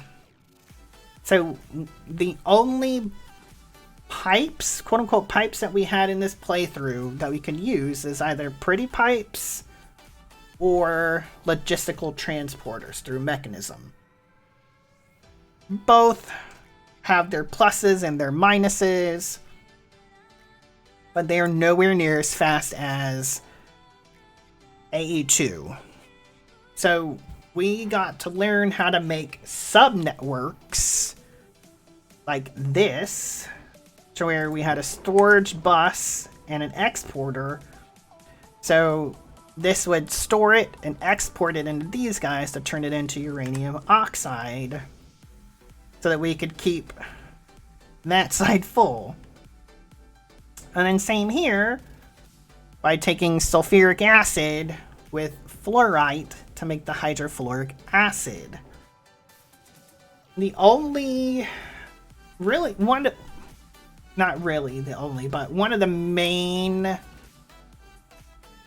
arguments, I guess, are minuses about this pack that I had, is there was really no efficient way to get fluorite production. You could only do it through a digital miner on Venus. So you constantly had to be going to that planet, moving your digital miners to get the raw fluorite. Then you could 5 times it, which would really... Oh shit, I forgot about the laser drills. I never got there. Okay, so I guess maybe if had I done the laser drills... Yeah, and the 5 times is 30, exactly. Maybe if I got to the laser drill part, it wouldn't have been so bad. But there wasn't even fluorite seeds. Like it gave you uranium seeds to make uranium and gave you sulfur seeds to make sulfur with mystical agriculture, but there was no fluorite. The amount of fluorite that you needed in this pack was crazy. So I really wish they would have done that. That was one of my personal chief complaints about this, was the amount of fluorite that we needed and the lack of a way to get a large amount rather quickly. When it gave you other options for other things that were required for power production and antimatter production, that it just didn't give you for fluorite. So here's our one of our isotopic centrifuges. Here is one of our 5 times processor. So we have one 5 times here and one 5 times there, so that I could interchange what I was 5 timesing. Here was a 3 times to do coal, so to turn coal into coal dust, to then turn the coal dust into sulfur over here. I eventually ended up stopping that once we got sulfur seeds, because then I had more sulfur than what I knew what to do with. Then over here we have our logic processor production, all of them. So I made the raw ones, and then we turned these into the final product. I've never had to make more freaking evaporation towers than I have in this pack. I have 3 here, I have 3 over there, and then I have 4 more in the void world. So yeah, that was a thing. Over here is our chlorine and sodium production to make hydrochloric acid for the 5 times processors. Our ethylene gas burning generator. This thing I think was severely nerfed because it only produces like 3.3 thousand RF. There's been other packs where this produces close to 8,000 plus. So I'm not sure what the thought process was on nerfing this. Because there was no mid-game RF production. You either had to have a shit ton of diesel generators like we did over there, or you would have to have a ton of these for like your mid-game before you get to what we have upstairs, which is our fusion reactor. Because for some reason they decided to gate power until after mechanism. And normally power is a good mid-game RF generator. So we struggled a lot with RF production until we got our reactor going. Like, as we were setting up the bases, like the early stuff of all this stuff, it wasn't running fast. We couldn't keep them full. But once we got the reactor going, RF wasn't a problem. It's just up until that point, there was nothing to go from a couple thousand to, say, a couple tens of thousands, then to a couple million. Like, you went from a couple thousand to a couple million. And there was no progression, which I thought was really weird. And here's our hydrogen chloride, again for the 5 times production. This made sulfuric acid. for 5 times. That's part of over here. So this is all sulfur getting turned into sulfur dioxide, combined with oxygen to make sulfur trioxide. Again, more separation of the brine. This is our ethylene and substrate and HDPE. I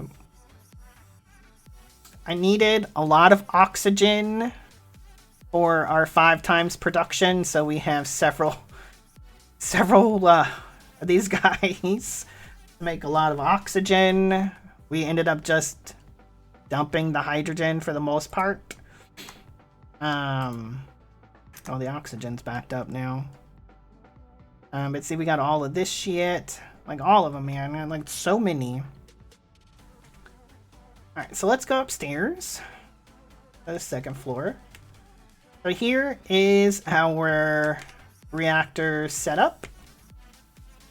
So in this pack, one of the quests was to make a max size reactor, or an 18 by 18 by 18.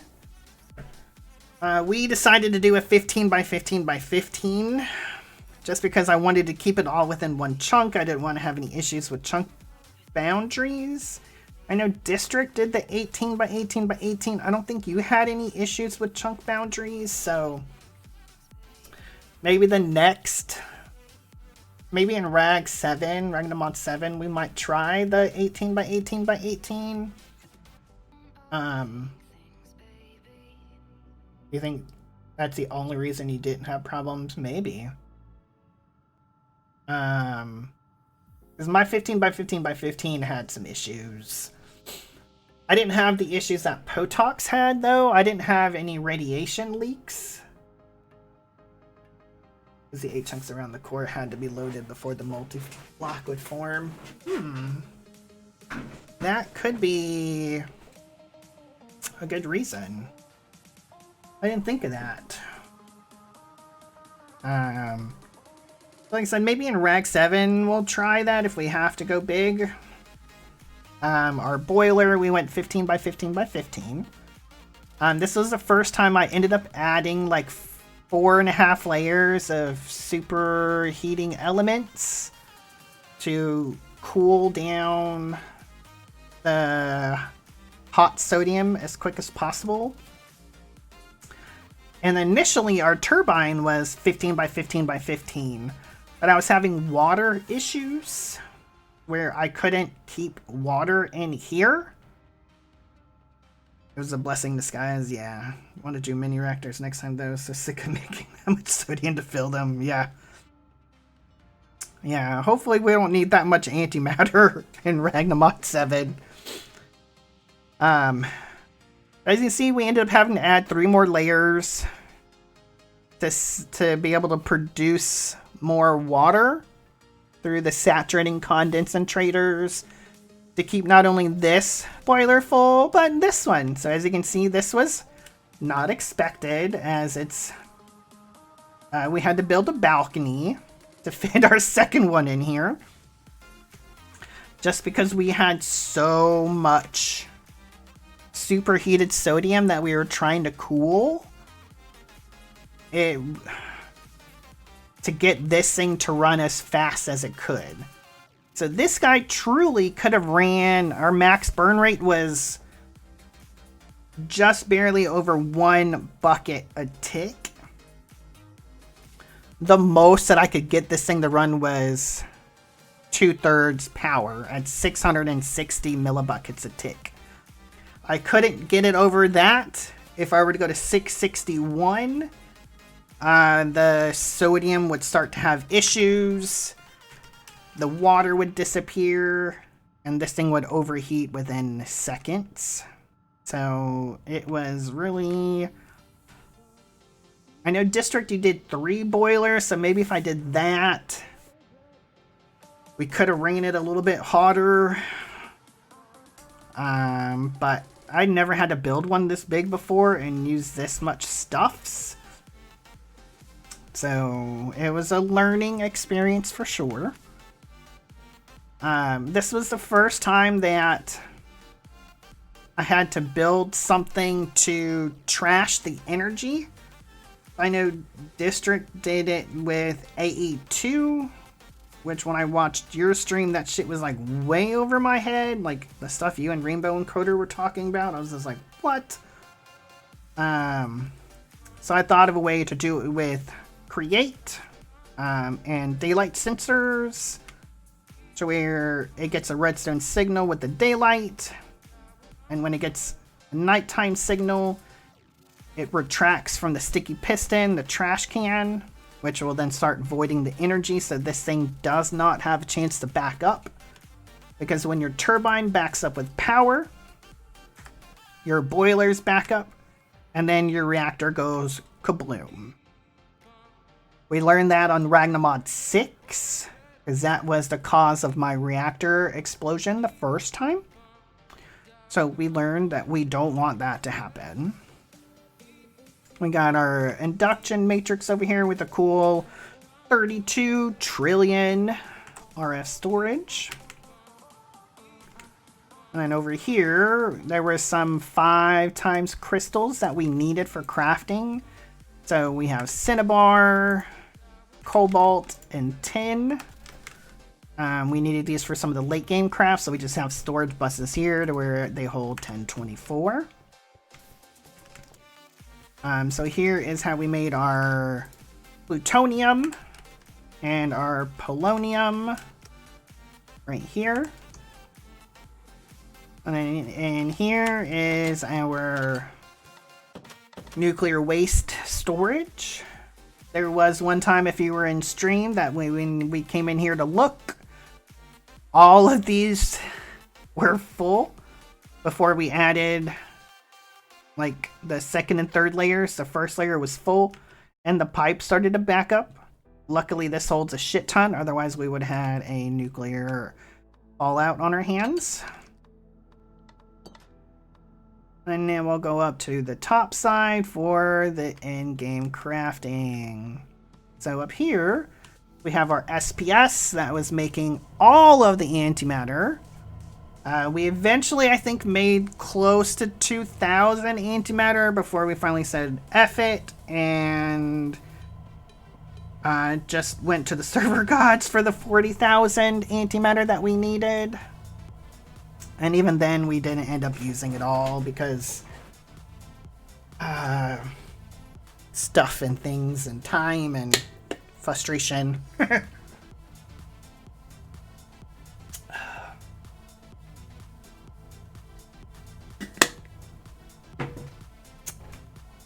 Now over here is our Shattered Singularity automation. So this was cool to have to think about how to get automated. So the way I ultimately did it is my interface spits out the items into this chest here, right? The items that can go over here go straight over there. From underneath goes the TNT. So that'll go right into there. And then out here, which is redstone controlled, would be the Singularity and the Ender Dust. Now, this guy has a comparator running to our redstone link over here to our sequencer, which, as you can see, it's disabled, enabled, disabled, enabled. So this would time it out perfectly. So then what it would do is the redstone torch would turn off and it would allow one ender dust and one singularity to come over here. They would both drop.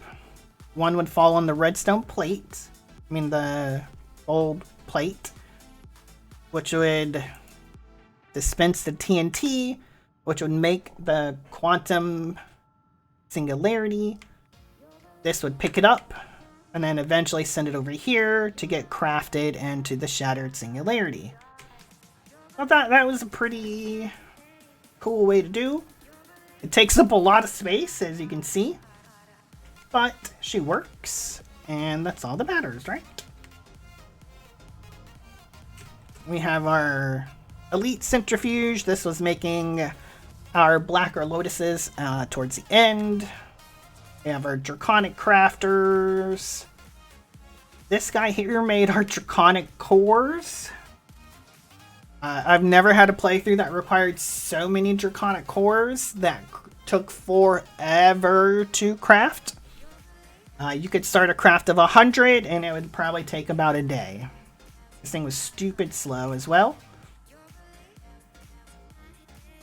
Over here we have our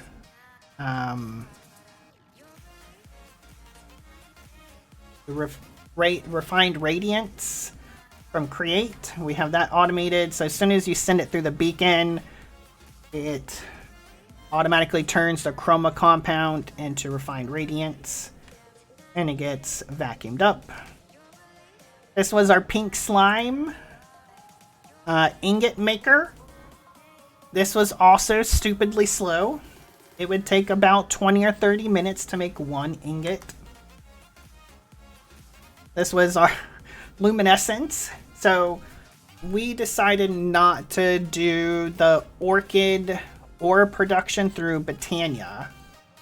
So if you did that, like District and Potox, and I think even Greg did on his solo playthrough, one of the byproducts of the ores I would give you would be Inferium Essence. Well, if you didn't do that, you had to make it this way through Diamond Dust with Luminescence.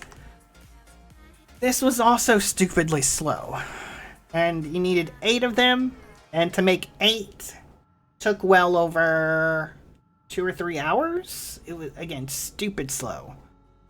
But that was the only way that we could make it, because I didn't do the orchid or production. Now, I thought this was pretty a cool way to make ether gas.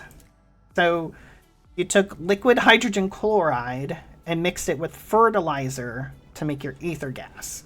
So instead of having to milk the wither like you do in every other mod pack, we did it this way. So I thought that was pretty neat. I think the only thing is the recipe to make the sewage composter is broken. So if you are planning on playing this pack, just know that you will have to cheat in 1 fertilizer, because the thing that makes the fertilizer requires fertilizer to be made, and thus you cannot make it. Because you cannot make fertilizer without the sewage composter. So you can't make the sewage composter because you can't make the item that it makes. So just be forewarned. Even more extended crafting. And then we have our Powa crafting. I think this was the only reason that they gated Powa to the very end, is because you needed it for a lot of late game crafting. But there still could have been a way to do that with the items that were needed in some of the stuff and still allow us to use the Powa reactors to make Powa. But I digress.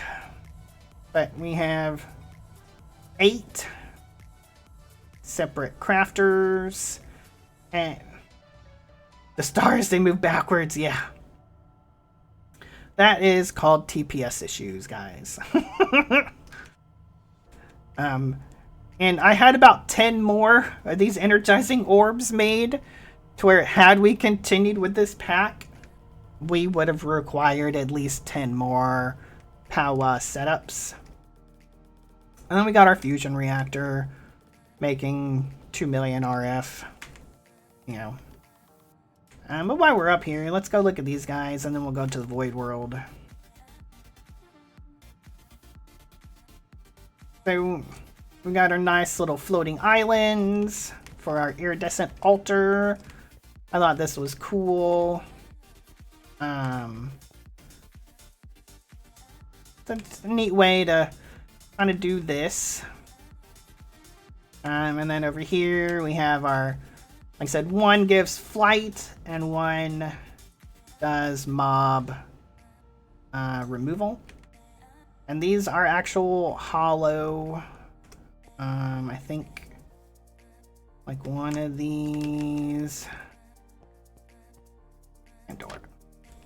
Then come down here. So this is what the inside of these look like. So again, I made all this by hand. These are all hollow. Same with the other one. Oh. The islands are a lie. I mean, they're still a floating island. Oh, sorry about the flashing, guys. There we go. They still work. They still look pretty. Alright, let's go check out our void dimension real quick.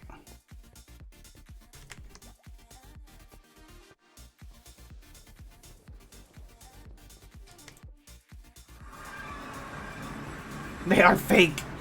They did not leave holes in the ground. I mean, I could have dug the holes out of the ground, but I didn't want to mess up my bees.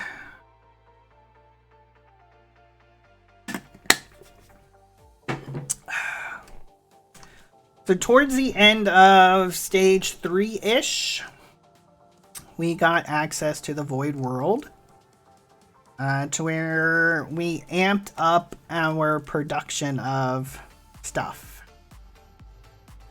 So we put some solar neutron activators in here because it is constantly daytime to make our tritium from these guys. And then we have our deuterium production from heavy water over here. And then we come further in, and this is our mystical agriculture set up through the hydroponic beds. So the first two rows, these guys make inferium essence for us. So the essence gets automatically turned. I think these are all uranium. Yeah. So the essence stays in here. It's in here. So now the rest of these are uranium. So we take the uranium essence. We initially store it in here, right? And then we have a storage bus on a drawer controller secondary that gets imported into here, into our molecular assemblers with the encoded pattern for uranium ingot. And they get exported and then stored back in here. So basically it comes from here to here to there to here. So it constantly makes us our uranium to where we have a cool 1 million essence and 2 million ingots made. Plus 4 million inferium because we just needed a shit ton. So even more uranium. I had plans to do one more, but we didn't need it. Then over here we have our sulfur production and pink slime. And nature's essence. So same deal. The essence gets stored in here. Gets crafted right into pink slime and then stored into here. And same with the sulfur over here. So it constantly produced us stuff. The only thing that wasn't being produced is the items from the nature essence, just because you could use different things to make it. So we just stored the raw essence and crafted it as needed. And then over here, we had to amp up our fissile fuel production so we can make the reactor go faster. So we tripled everything. So we've got our hydrofluoric acid production into the uranium hexafluoride into fissile fuel. And then over here, it would take the uranium into uranium oxide. And I even tried to get a little thinking outside the box with my water production issues with the boiler, to where I added 100 more pumps to fill up a dynamic tank and tried just pushing all of this in there, and the boiler would run through this in literally probably like 5 seconds. Like, this has 750,000 buckets of water in it, and even these fully kitted out could not keep up. So that's when we expanded the boiler with the 3 more rows of saturating condensators to help out, and that kind of helped. But as you can see, even down here, I have really only this area is chunk loaded because there's not many pipes over there, but everything else is not chunk loaded through FTB chunks. It's all loaded through AE, because I have another guy right here. Actually, it does load 40 chunks back here for 1.8 thousand RF. Interesting. But so as you can see, this whole setup only uses 7 channels. So I got lazier towards the end and started connecting things so I can have access in my system. But like everything here just runs off of 7 channels. So honestly, I could use the glass fiber cables throughout the whole thing to run everything here because I haven't exceeded 8 channels yet.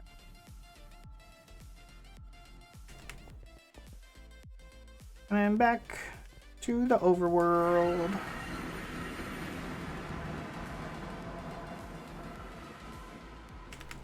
Let's go visit the other planets real quick.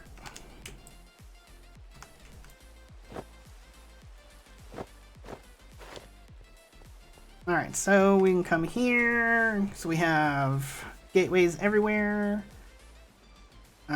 It's Mars, Mercury, Venus. Alright, so here's the moon. We'll come here first. We'll go in progression. So I have no flight here, unfortunately. But we came here for source gems. And what else was it?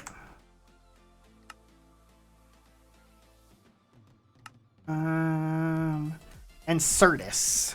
So source, dash, Certus, and pure skystone blocks. We need it from the moon. So we came here and mined the hell out of it. So as you can see, that's by hand, and then we are bringing the digital miner to mine the rest. But that is the moon. So now we will go to Mars.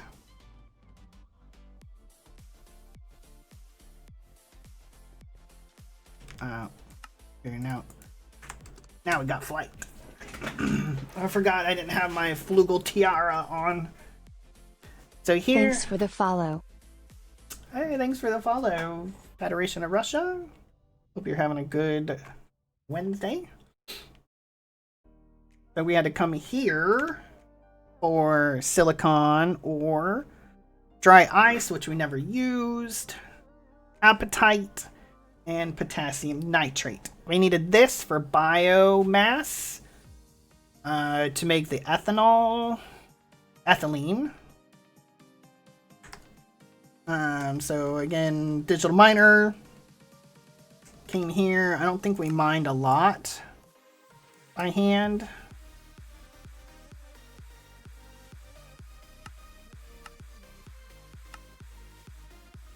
Nah. What's in the chemistry? Yeah. There's a lot of stuff that we had to do, man. So look at chapter I finished, right? So now we'll go to Venus. Oh, we have sulfuric rain here. But this is Mercury, Venus. And then let's leave before we die. Whew. And let's go to Mercury here. And so this is where we had to come. So Venus, we got fluorite. And then Mercury, we got our draconic ore here. But yeah, that and cooking and the introduction were the only check marks that I got. And this one I just had to click boxes. This one I just had to make bread. And this one I just had to click boxes. Everything else I was like, eh. I had planned on going back to kind of do them. And then, nah.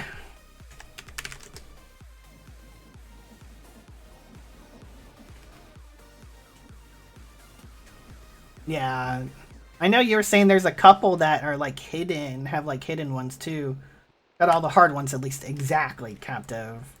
All the important ones were completed. Oh.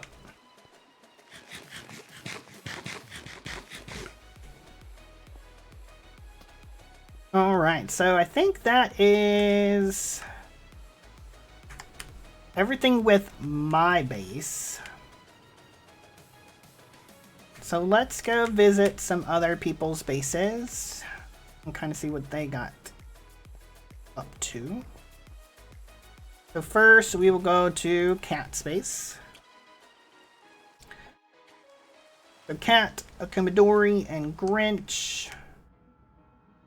This one, let's sleep real quick. Sleep away the rain and the snow.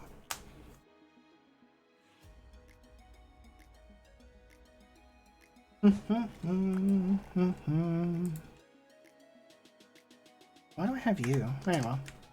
So Cat and Grinch made a giant tree house. As you can see, it's a house made out of trees. Pretty ingenious idea. Let's fly around, load in the chunks real quick. I get lost in Cat space, so I'll try my best to kind of go through it.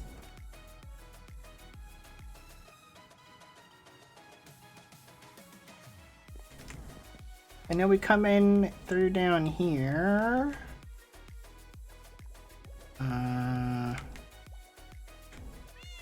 Somewhere? Here we go. So we got their storage room down here. So this kind of is their manual storage. And then the pretty pipes kind of connected to a lot of that. I don't think Kat ever got into AE2. So I don't think she has an AE2 system. Oh, that's cool armor. The Neptune. We can come up here. We have their library. Their enchanting.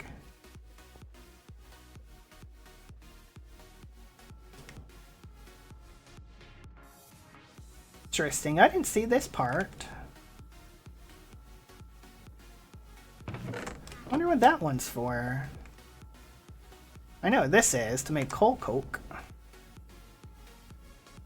Oh, is that creosote? Yeah, I think that's to make treated wood.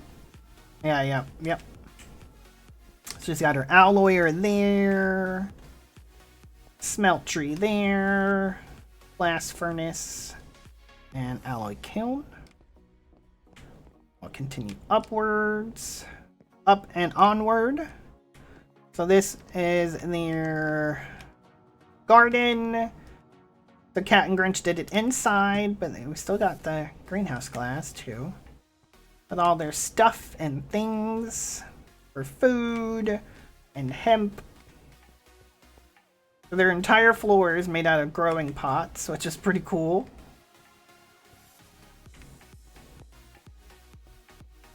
And we'll continue up.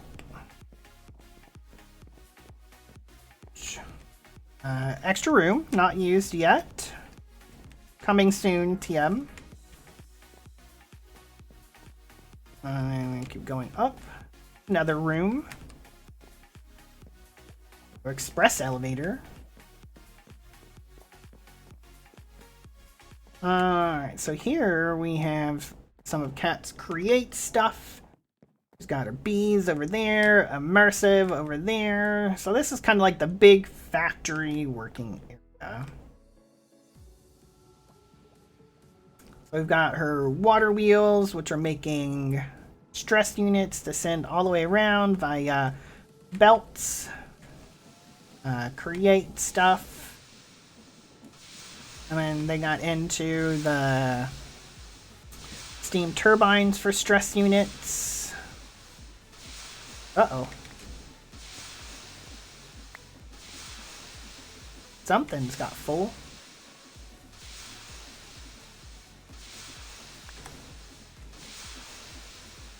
Here. I'll take that out. Tree farm. Make all the dark oak that they needed to make their base. Immersive stuff. For biodiesel production. To make the aluminum. Got the potato farm. Was there something that was supposed to be there? Yeah, something to harvest and looks like it got removed. And we got the immersive stuff over here. We got the coker, the distillation tower, diesel generator, and then bees. Kat is a very manual Minecrafter. She likes to do a lot of things by hand. So a lot of her stuff is all manual. We got the little penguin. Hi. Alright, let's continue upstairs.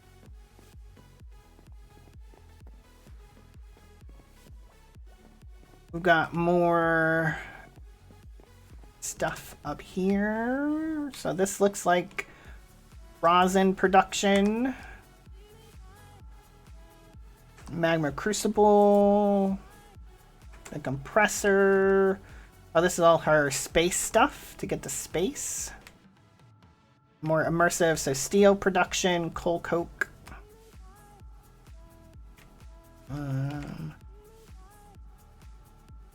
Crystal growth accelerators. And continue up. I think the very top was Astral. That's where we was a minute ago.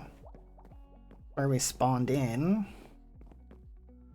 Yep, so there's our gateway. We've got the Starlight Craft Infuser. This guy, the Achievement Altar, the Iridescent Altar.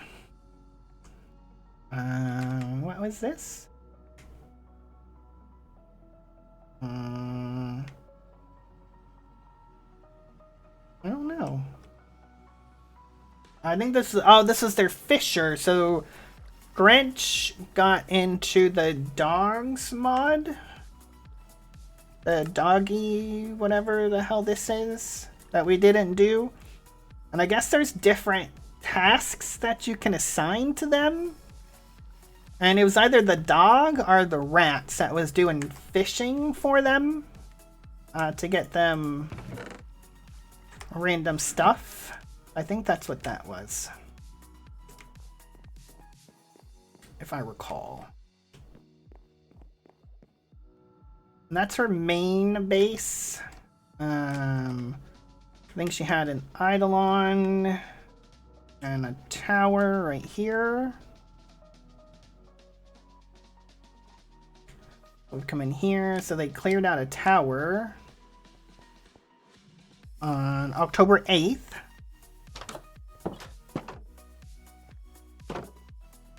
So this is where she's got her Eidolon stuff up here. So we got Eidolon altar here. We got a bow to the Dark Lord. And then come up. Titania. Oh, hey, Kat. Here's your floral pouch. I didn't lose it this time. You know where it's at. More Eidolon crafting up here. And then we're at the roof. And I think she had something in the basement, if I recall. let's go look down here.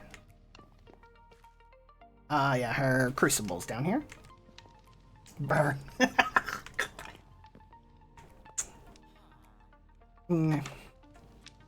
It's kind of funny. I think it was like, what was it, DDSS or something that she kept losing the floral pouch. She would place it somewhere and then lose it and then find it and then lose it. It was a running joke throughout the playthrough. It was kind of funny. And then here is the inn that Akimidori made. So she's got the stage here with all the musical instruments. So you could pretend that there was a band playing here. You can come and sit and eat food. We've got a picture of her mice. Like all of this stuff. I think I ate the majority of this stuff. Or maybe not. Let me go upstairs and we have the beds for the inn. It's like a bed and breakfast Kamidori always makes for the server, which is always handy. And I don't know if we got the Rats Mafia to come this playthrough or not. Oh. What am I trying to grab? Whoa! Why was there 200 eggs down here?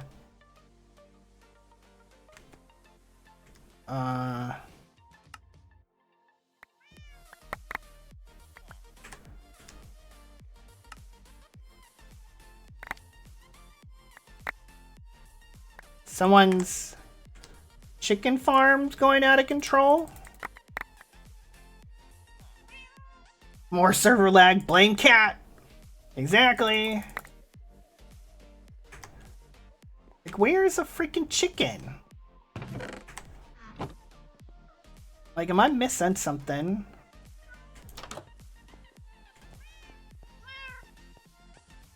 Oh, we got the Rats Mafia hiding place back here.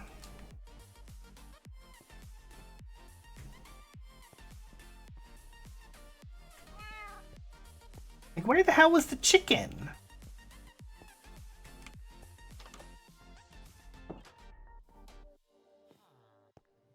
I'm looking for hidden doors, guys. The Rats Mafia is very secretive. They like to hide shit everywhere. Oh, this guy right here. Alright, so we will do this.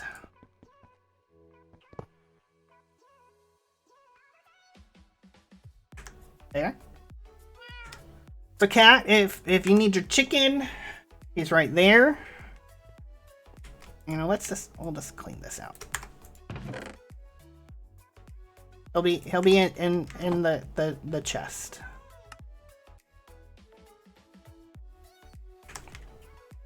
There we go.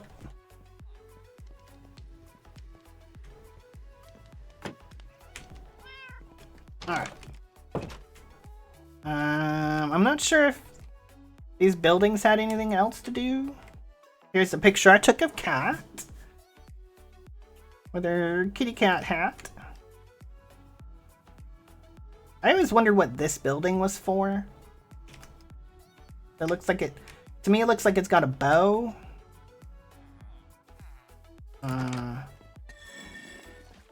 Oh, this was the villager bedroom. Oh, okay.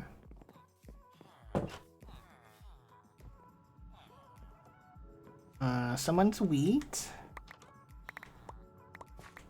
Guys, you're losing your wheat everywhere.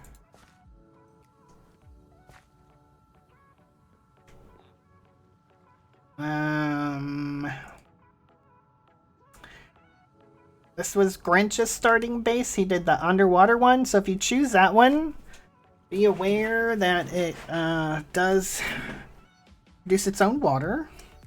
So it is meant to go underwater. And I think that's everything. There's Cat's starter base. There's her Atom portal. thought there was something back here.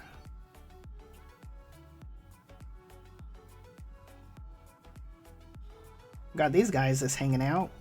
Okay. I think that's everything for Cat. If I missed something, sorry.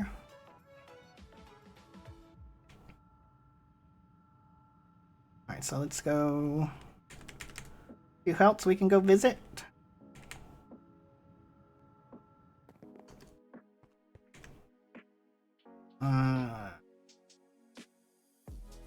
We'll save districts for last. Me. Community Blaze Farm. I know we can only get to certain places from certain places, so let's go to spawn.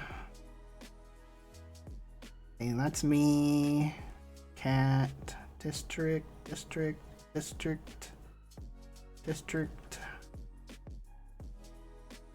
XP farm. Okay, so here's Potox's base. Potox and Surzan kind of teamed up this playthrough. And Potox made this really cool looking base. So let's fly around and load the chunks in.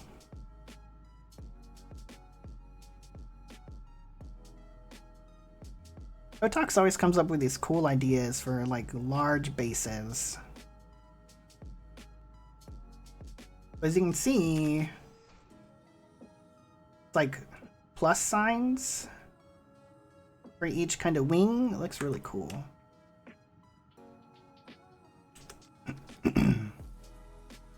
You kind of come in through the main area.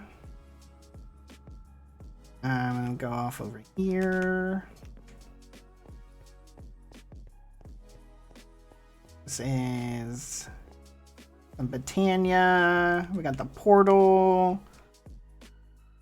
Mystical agriculture crafting. We've got Ars Nouveau. See, here's his little Drigme with his little. See, he named his guy Bob. So I got Bob Ross. He's got Bob. It's funny. Here's his orchid production down here. So this produces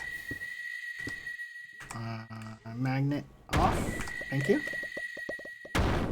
So this is how he produces his material. So it makes, you have a stone, like a stone generator. So you have water and flowing lava. Pushes out and uses mana to turn into ore. And then we have a pulse mana spreader that breaks those. Turns into the items. And then we have a hopper hawk that picks them up.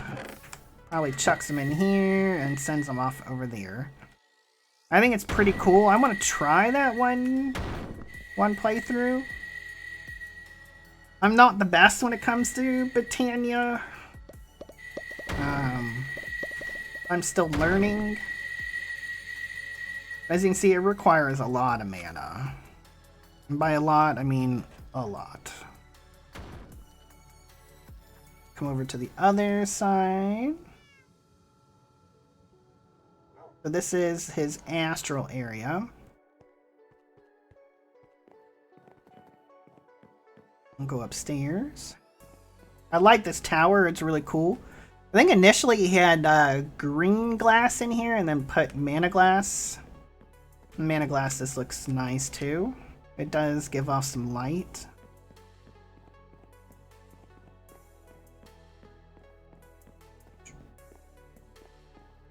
So he's got astral up here. We got the cornered stairs, which is really cool. For his rituals. And then his attunement altar over here. With the glass. Really cool design. His other ritual.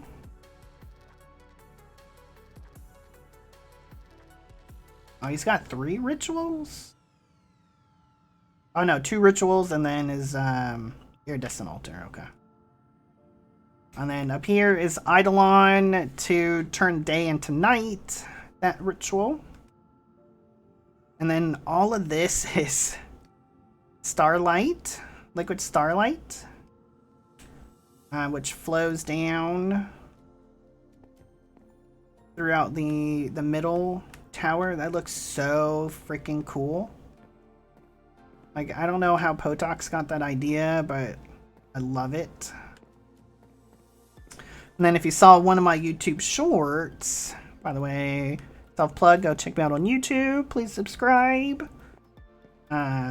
We went down here, which I don't know if we can still get down there. There's a way to get into here. Here we go.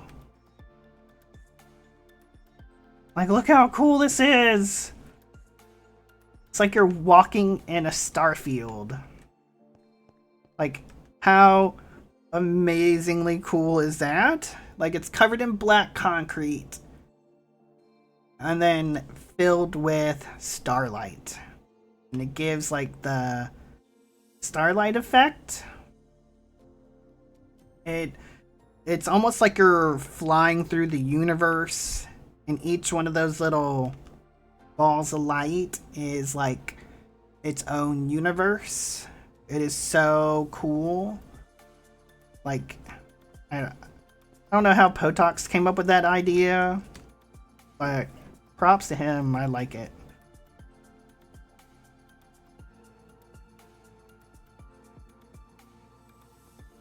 Wait, how do I get out of here?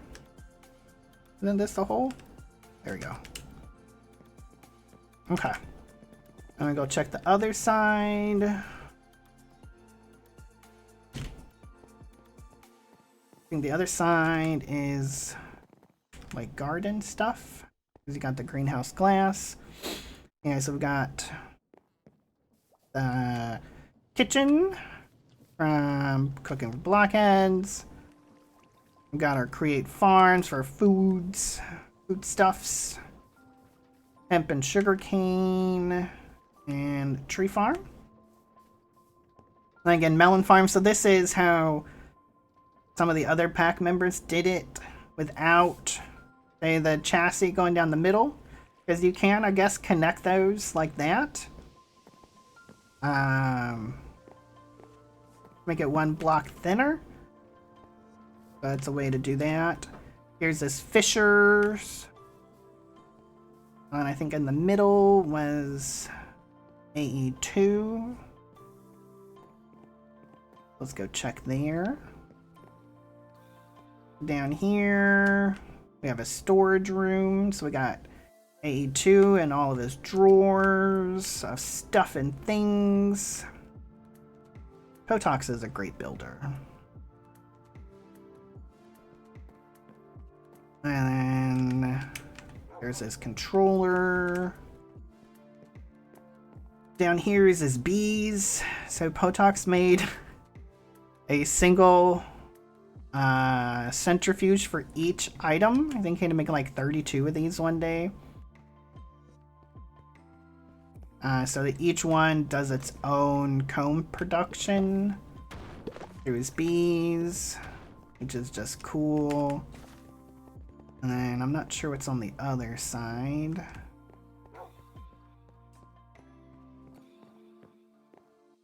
This is probably, this is immersive stuff. We got early game, create, immersive. Got his. This guy's still going.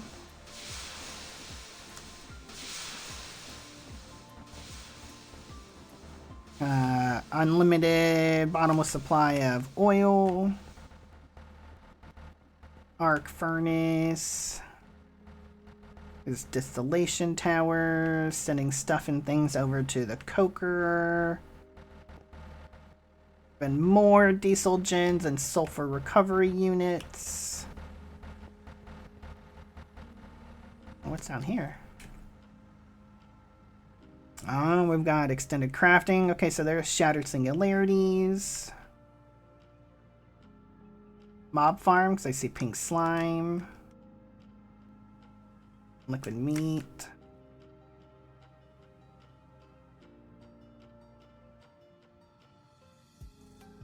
Powwow crafting there. Okay. I don't think I ever saw that part of his base.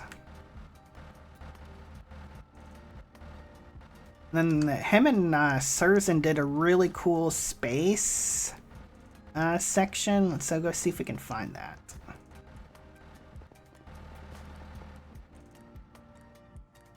I think that's this way? Maybe? So here's extended crafting. Yeah, there's a space station and stuff there.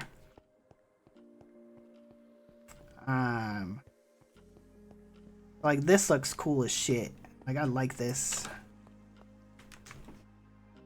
So he's got a create door up there. So those will open outward to allow his rockets to launch from here. Like I really like this idea. Block of blue iron plating. Open launch bay. Ah, there we go.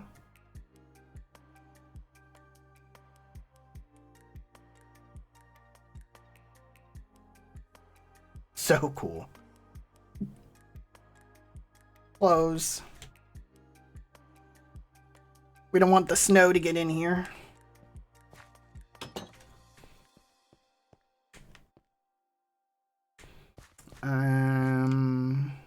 I think just general production of stuff's here.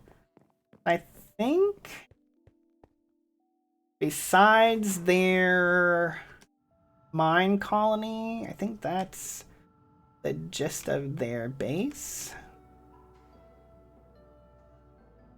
I can't remember where that mine colony is because Surzan really did a good job with that. Is it on here? Colony?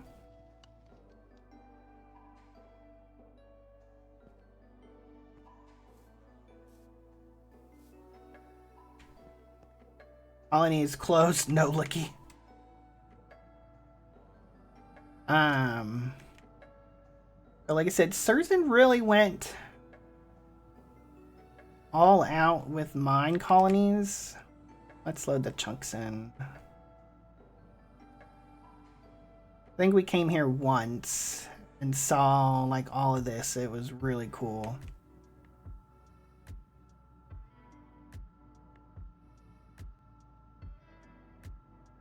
Like the style that he chose, I think you have to build it in like certain order and everything.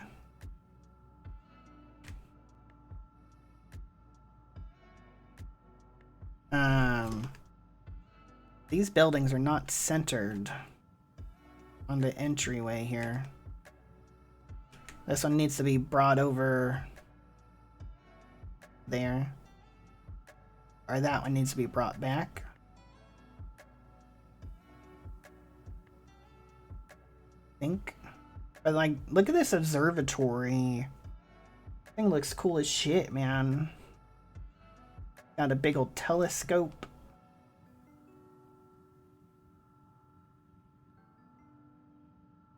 So like you come in through here.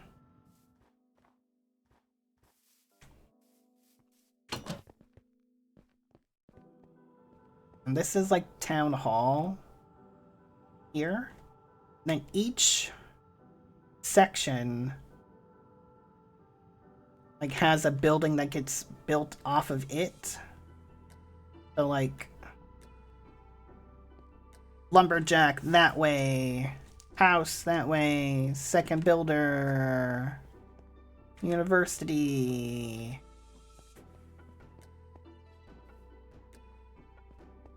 So like you have to build it in like certain order or else things don't come out looking right, I guess.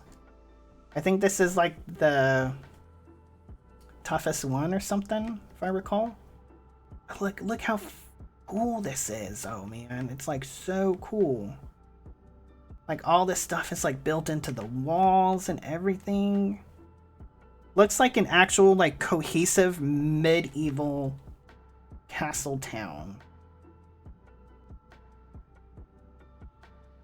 Like, I was amazed, like, when I saw this. It was so cool. Like, everything has its place, where it's supposed to go. I don't even know where to begin and to give everything its due credit, so we'll just kind of do a high-level review. But it's just so cool. Like, look at this one. It's like floating. It's like an end island. How cool. That's cool. How the hell do you get into that thing? Is there a way to get in there?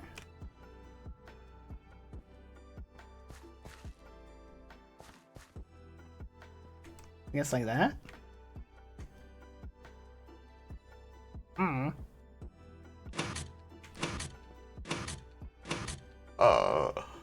What?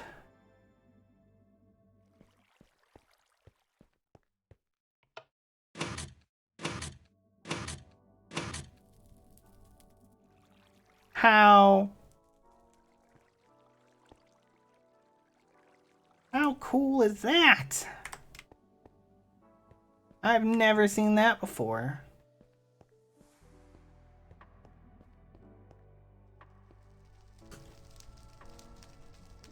That was cool shit. Not gonna lie.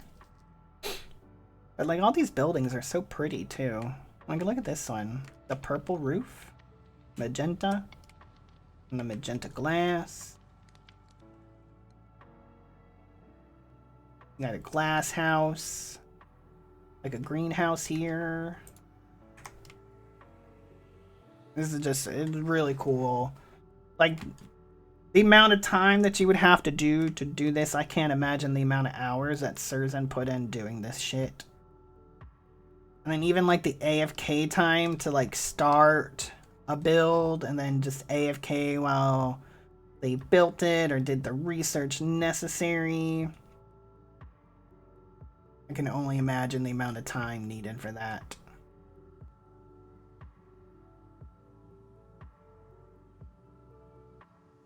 Props to Surzan for that shit for real. Alright.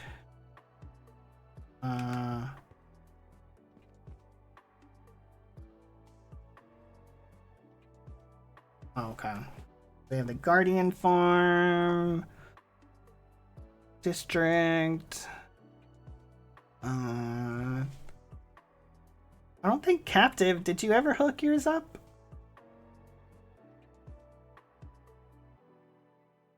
I don't think so. Let's check out the Guardian Farm, see what we can see from there. We've got the Guardian Farm here for XP. Typical Guardian Farm. They spawn in down here. Right here. They go into the Nether. And then they shoot up there. Oh, yeah, go to the Nether. Yep.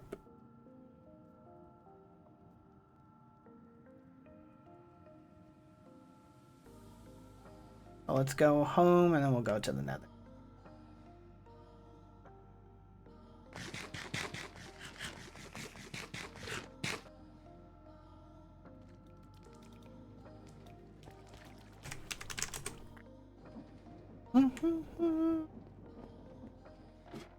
So we get rid of those guys.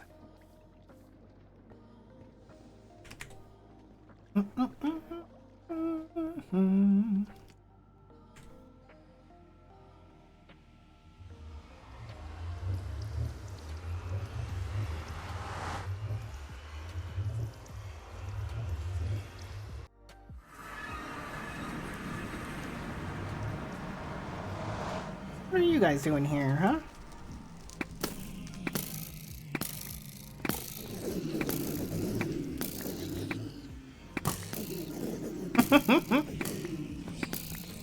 Hi. Where the hell are all you guys coming from? Good lord.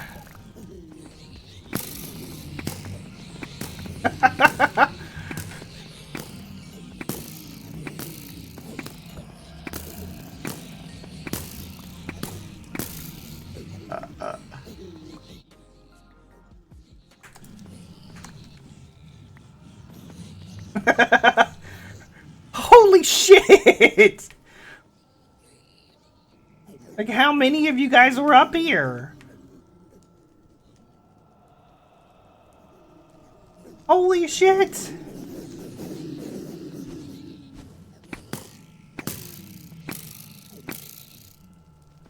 Like, why is there so many?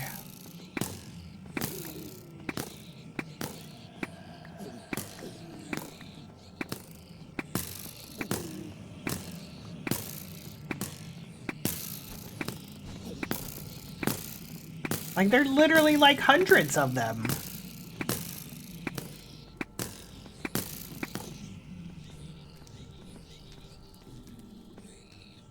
Sir?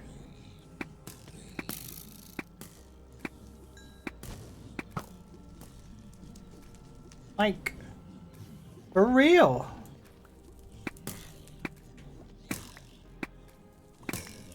Why was there a zombie in here?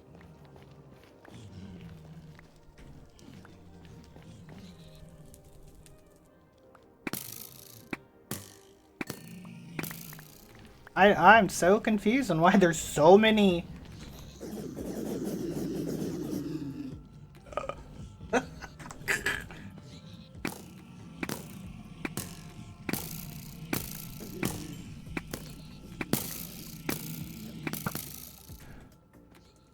I don't get it.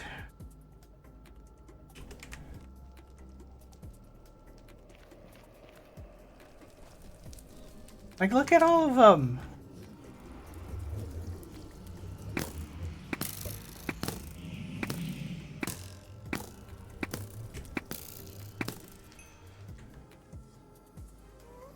Huh.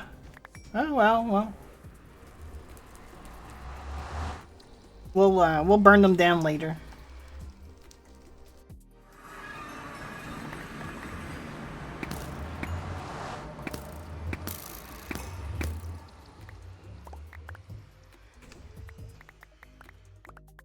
$193 dead. Good lord. Like, how in the hell?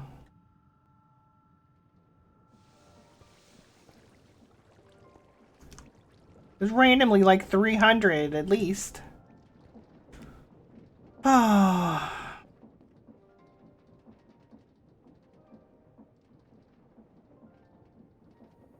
Alright, let's get rid of this shit. Alright. Alright, so let's go to spawn. I thought Captive had his set up. Colony. Maybe not.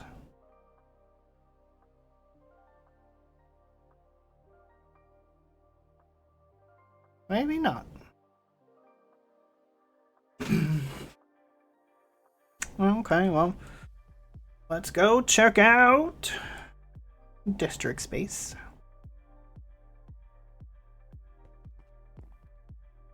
A district built inside of a mountain, kind of like a lost temple kind of deal. I really like the look of the base.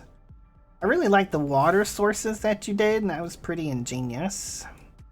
A good touch. We'll start up here. Got your astral. You know, that's one thing I didn't make. I didn't make the observatory this playthrough. We had to make so many of them in E6E, but I didn't make a single one this time. I think it shut it down. Word. No worries.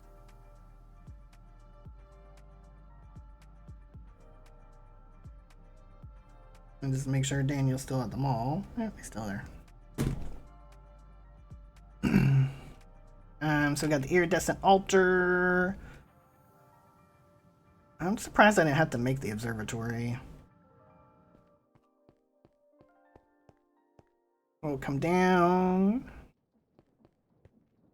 Here, attunement altar. Starlight crafting, infusing. I have one to show. Yeah, I might have got caught up in another person's star. True.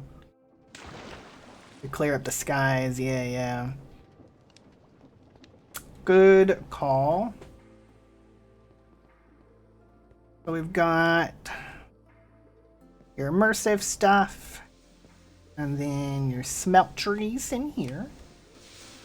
So this is making your andesite alloy. Got all of your stress units. Nagas, rigs, squishies, and captives. Yeah, yeah.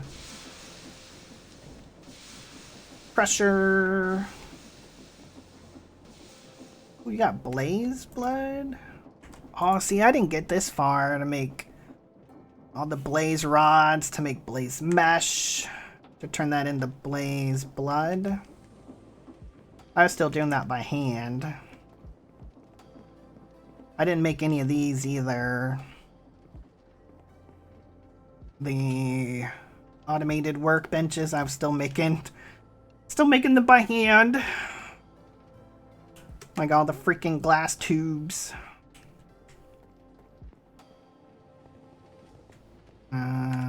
Let's start on the bottom floor first. Got bees in here. Copper botany pots. Your combs. And your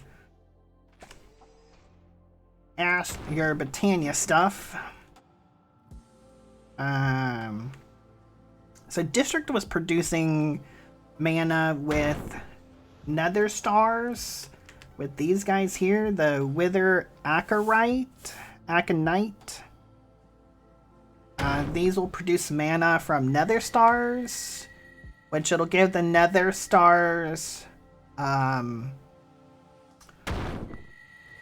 freaking durability, and then you can cycle them through to make mana that way.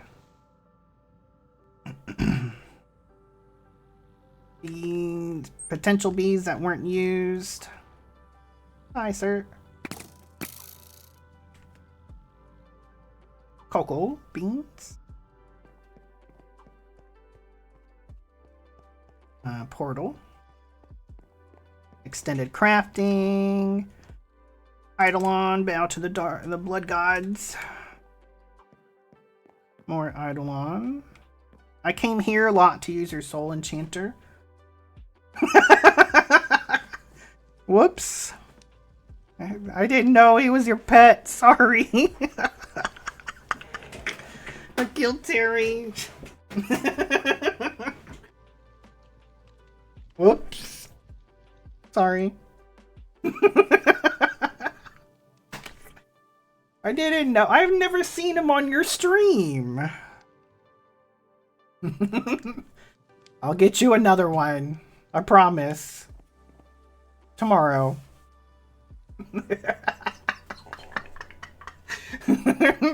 You can take them all out for all I care.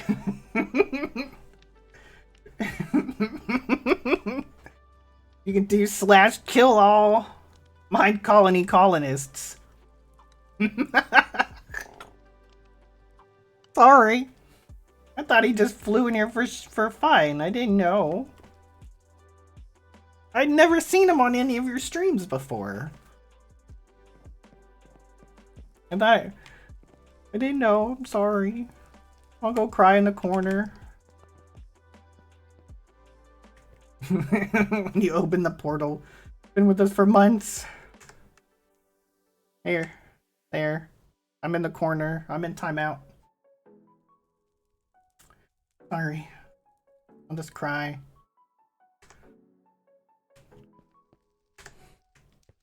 For months. Sorry. Got your R stuff. Your little carbuncles. We'll go up there next. So this was your, like, super crafting factory room.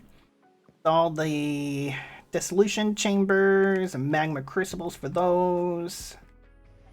Oh, I didn't even see these up on the roof. Your inscribers. Mechanism stuff and things. Oh, you had induction smelters for each item. That probably would have saved me some headache down the road. Making one for each thing to do parallel crafting a little bit better. More mech stuff. Here's your crystal production. I think this is like your early game stuff.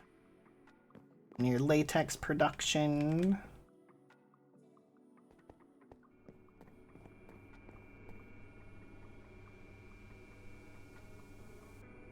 This is making the Fido grow. Starter machines you never automated. Yeah. HDPE pellets, which we needed a lot of. Room for more automation that never came to. Oh, there's a metal compressor. This thing was so slow too. Thank goodness. Yeah. That was a lot that you had planned for me, man. Shit. More induction smelters and multi-servo presses. Yeah, I want to learn how to use these things, the storage monitors. So you can tell AE how to craft. Like, hey, hold 8,000 draconic cores. You just set up a whole 32 channels worth. Word. So I know you can, the storage monitor with the output.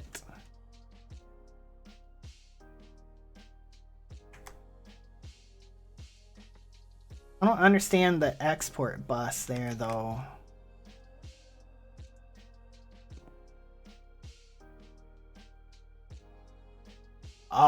Oh, crafting card. Oh.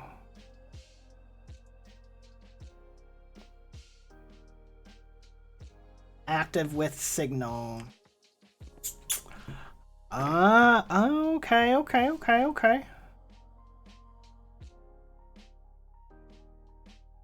Don't export inventory. Only exported crafting. Okay. Yeah, we'll have to mess around with that and learn how to do that.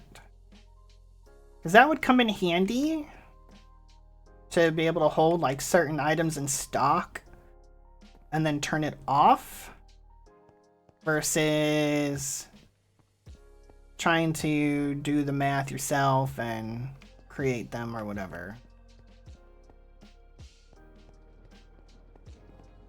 And see, here's more stuff. Those things were a pain in the ass to make. The Enderium circuits. Oh, I think we already been here. Okay, so we circled back around.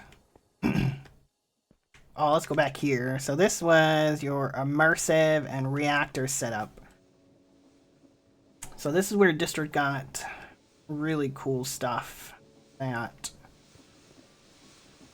like, the way you always set up your immersive stuff is really cool, District. Like, you got it, like, all planned out and shit. Like, right next to each other. Like, where it looks just like one machine versus two. Everything looks so, like, nice. I gotta learn to start setting things up. Like, doing a little bit more planning when it comes to certain things. Because, like, with immersive, I just kind of throw it all together. Gotta do a little bit more planning. Like, plan the blocks out, I think. Got two coker. You got the big coker. So here is your SPS. So that system that I had with like create in the daytime and nighttime things to trash the power, District had it to do it this way through AE and like redstone P2P tunnels and stuff. Like I had no idea how to do any of this stuff. That's why I did it with create. And this is super cool too. Like look how big this is. Holy shit. Had I known that we were going to need the amount of stuff that we would have needed for mechanism, I would have built my reactor set up like yours, going vertical versus horizontal to give myself more room to where you could do 3 and 1 and 1 a little bit easier. Because when you go horizontal, it makes it a little bit harder to do than going vertical. Because vertical, you just need the footprint for 1 and you can go up, whereas horizontal, you need them all the way across. The heat could go 1.2, well, I mean 1.9, so almost 2 buckets a tick. So district, so yours, that's interesting. So mine was a 15 by 15 by 15, and I could go 1.02. Yours is an 18 by 18 by 18, and you could go 1.92. So you could almost go 1 full bucket. Oh yeah, I know. I'm just saying if each of us could have got ours going full speed, right, maxed out, that 3 by 3 by 3 difference would have made almost an extra bucket per tick. There's a theoretical limit for cooling around 1400, yeah.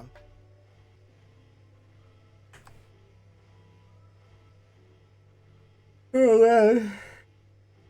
I just didn't think that there was that much of a difference between a 15 cubed by 18 cubed. So that 3 cube difference gives you almost doubles it. So that's insane. Then you got your evaporation towers. All of the mechanism junk needed for that. All super compact.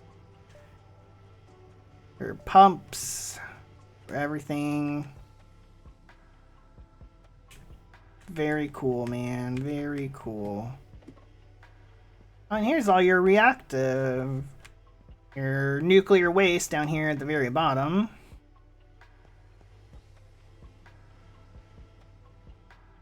Alright, let's up. Up. It only blew up once? I mean, that's better than twice.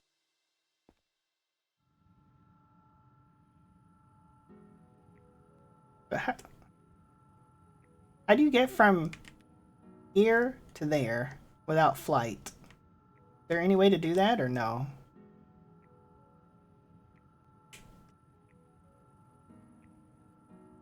Oh, okay.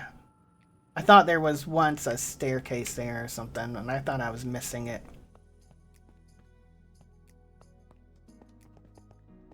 Alright, so let's continue.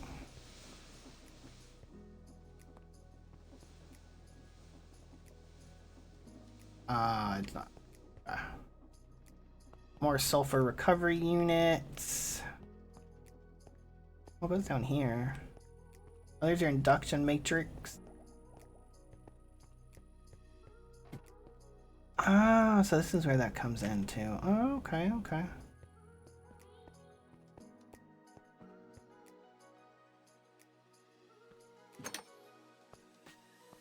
Ah! Stupid stairs. Okay. That's neat.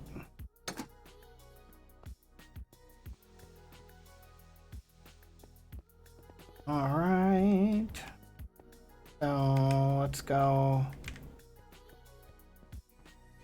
upstairs.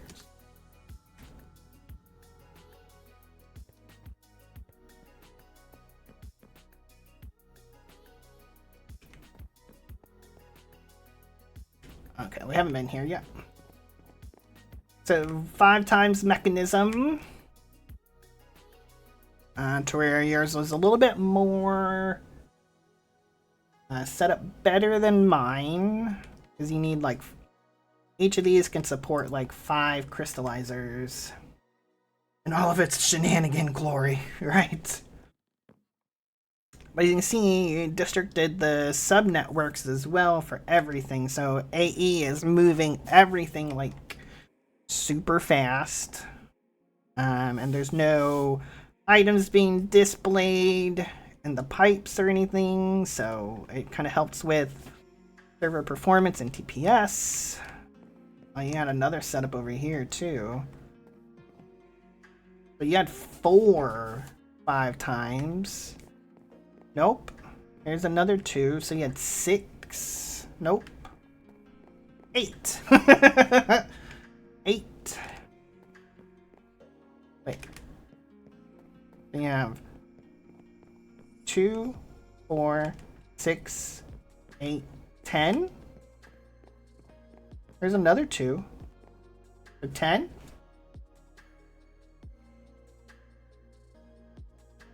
Yeah, 2. Oh, if you're counting that way. Oh, 12. Oh, shit.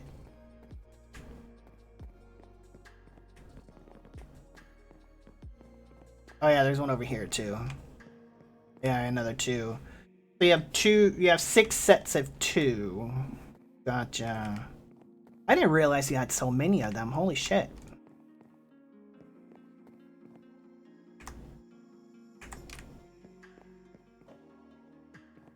That's a lot. And I thought I was going big with 2. You did 6 times as many. You got all your production for sulfur, sulfuric acid, brine, hydrochloric acid for the hydrogen chloride. Oh, here's your sulfur trioxide and stuff making sulfuric acid, hydrogen chloride, and oxygen word. Yeah. So basically this whole corner is your 5 times production area. Everything in here is set up and everything needed for 5 times. Gotcha. Yep, your ore processing corner. Very cool. And here we have Powa, Crafters, Draconic, where we spent a lot of time towards the end game crafting everything with Draconic Evolution. And extended crafting and the Powa crafting. So if you guys remember my setup at the top for Shattered Singularities, how it was kind of big. Like District was able to do it this small, very compact compared to mine. So shout out to you for getting it very compact. Yours is probably about like 1/5 the size of mine. Using the adjustable crates and the funnels.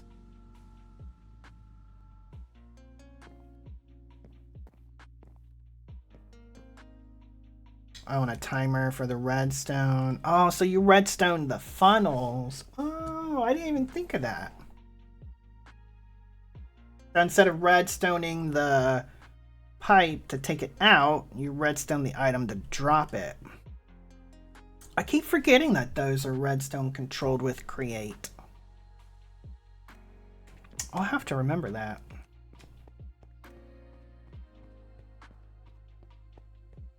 And then your B production area, so all of your combs. You can set it how many. Oh, really? That is cool. We'll have to mess around with that. From 1 to 64, really? I've never used that way before, so...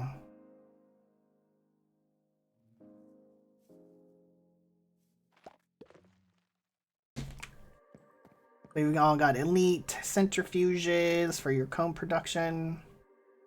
A little star on the filter. Oh.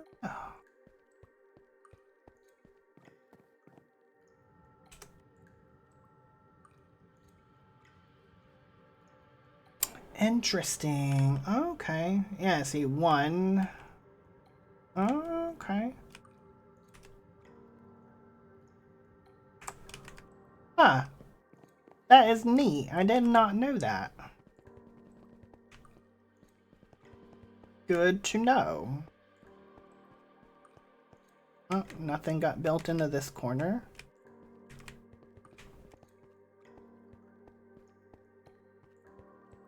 And we are back at 5 times mechanism, so let's see if there's anything on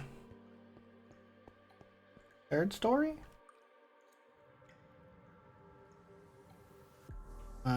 Nope. Just the basement, yep. Let's go check that out. So this was your main crafting area. Oh, first, got to shout out all the people that donated to Extra Life on game day. So these are all the people that donated towards Extra Life for the IWC Foundation. I think I got that right. It's a hospital up in IWK. I was close. I got 2 out of 3 right. Hospital up in Nova Scotia that helps the kids. So shout out to all these cool people that donated to Extra Life. And we got the Twitch sub and point rewards for everybody, that all the cool people that hang out and chat all the time between all of our channels. I still remember when me, Jay Wilson, and Avi Navy dumped 600,000 points in one day. that was fun. And honestly, when Savos and Calix did the content on this day, I had enough to do a 3rd one too. I could have used 50,000. But I didn't. I was saving it up for something else. Bro, I'm like in your chat like all the time. I have so many points. I don't even know what to do with them.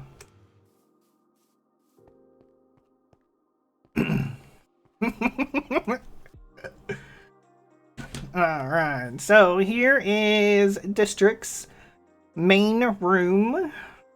I guess you could call it the main room. We have the crafting setup for AE2, and we have the storage unit with all the stuff and things in the wall. I really liked the use of the water down here too. I thought this was a really cool idea to add some kind of like finesse to this room. Oh, captive gamers dropping 50,000 points for the I'm here for tea. We will have to we'll have to put that sign up on Saturday, captive, so we'll save that for Rag 7. Means we won't be on this one anymore. But thank you for your support as well, my friend. I appreciate that. But yeah, something to break it up so it wasn't so boring. I really liked that idea. Don't take your tea in Rag 7, all good, yeah. And you got like the glass, so you can see down to the bottom as well. That was cool. And you got just put a sign in district space. But I mean, we're gonna like end the server tonight. I mean, we wouldn't be able to remember it forever. But yeah, the mana glass helps with lighting. But you can see through it too. Looks pretty freaking cool. And I have to say, by far, I think this is the coolest ME controller that you have made, District. I really liked how you did this. I thought this was pretty cool. I haven't seen anyone build one like this before. Most of the time people build like the squares and then the line, you know, the checkered pattern if they need, you know, a ton of space for like P2P cables. Yeah, I barely got to fill it, but yeah. But it still looks cool as hell though. Like, the design was pretty ingenious, man. Yeah. I like it. And then we got a whole bunch of shenanigans back here with your energy condensers Mark II, creating all the stuff and things with EMC. You were doing this like your last stream. You got all your molecular assemblers. I wish we could have got to EMC, but it was too much. And here is your wither builder. So District did it fully automated, whereas mine was like semi-automated. So everything's like controlled through AE2. I really need to learn these redstone P2P tunnel things, because this is turning this on and off to send in a wither star here. So that way you're not full sending them. I think it's same with the apples and shit too.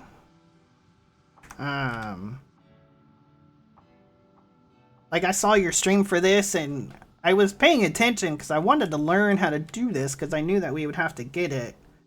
Apples are coming from the packager. Oh, okay.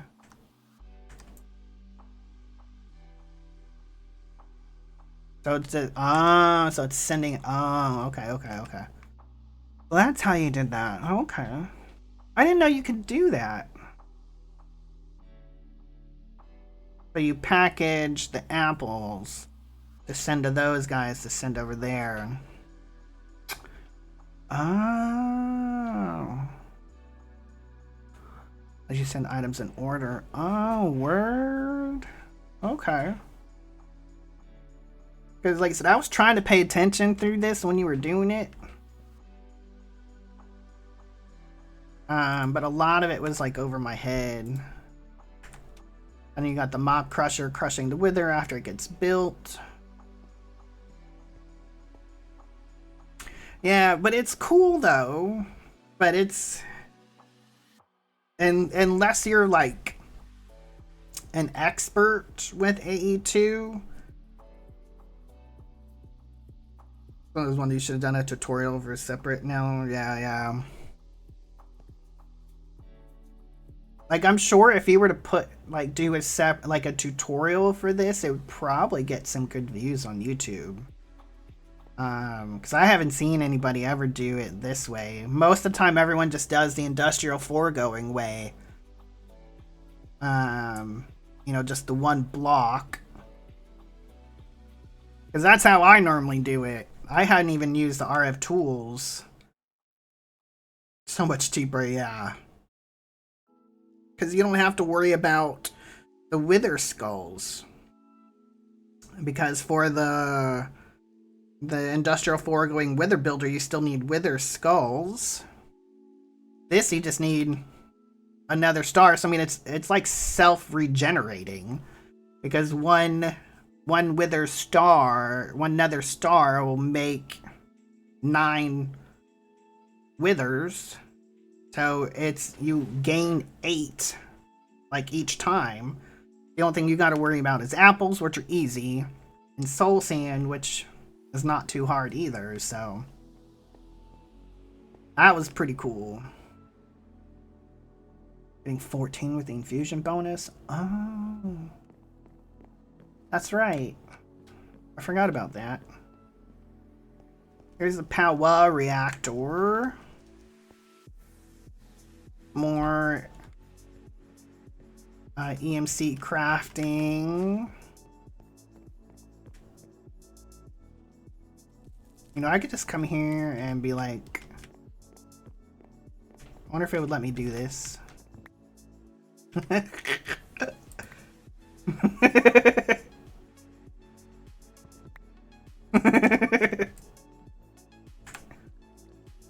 Hey, look, I made them. I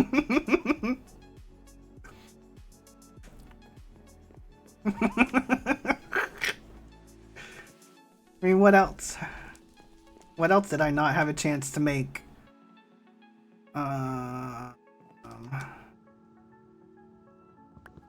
of you. You're out of those. I think that was everything else. Did that give me like anything down here? Probably not, 'cause I probably didn't have them unlocked. No, they're way down here. 'Cause I need all this shit. I didn't even get that unlocked. Oh, you can't. Oh, that's right. You can't EMC any of the coal stuff. Yeah, well.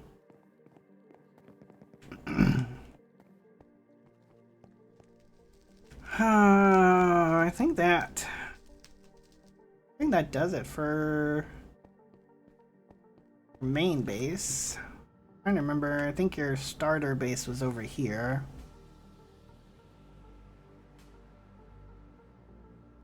Do.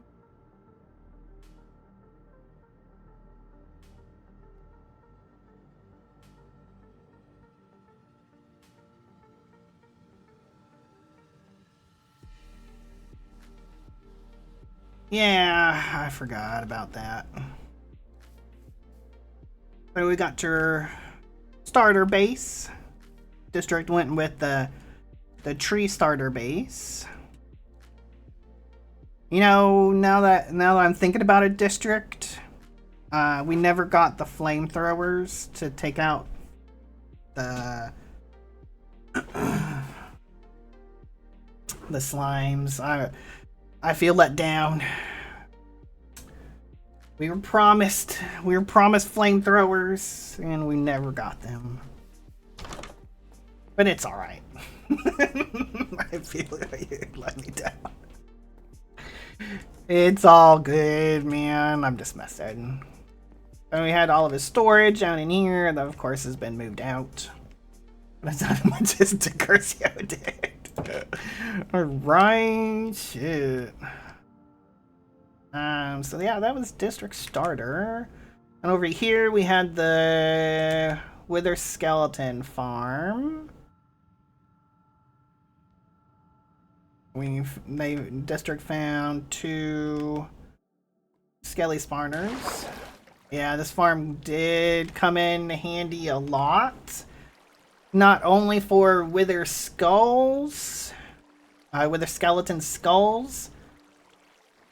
There's a third, it was too far out. Ah, word.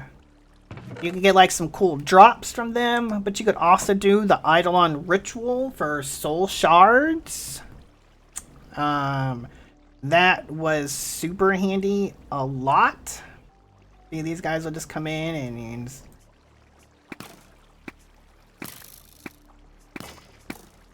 knock them out. Whoosh. Are we close to anybody else's base?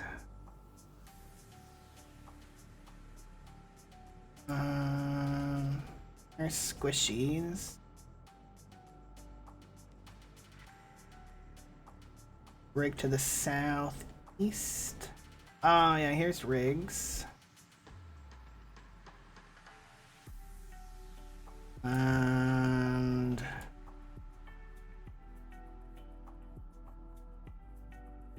that's Cat.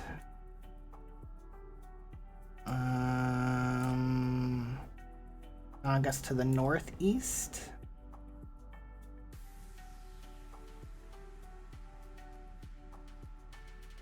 Like way out here. I don't know if I ever been to his place.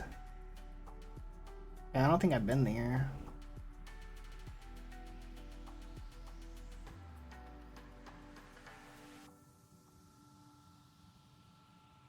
Oh, up more?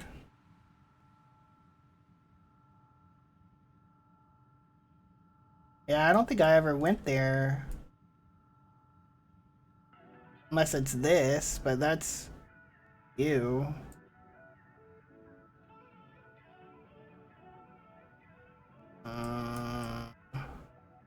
Too far, yeah.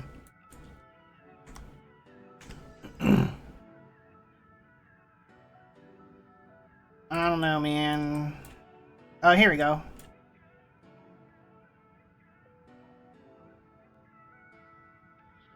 And then... where was Captive?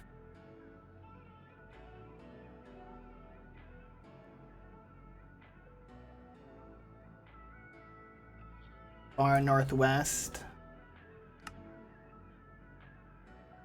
That's Cat. Botox. Botox.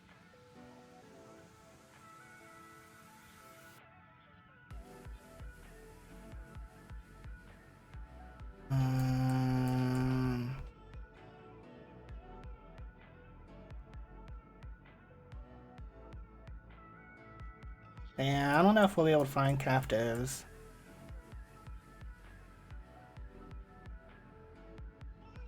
Oh, there's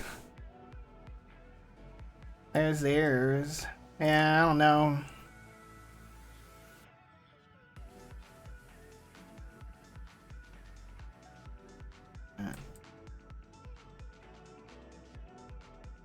I knew Captive didn't play too long.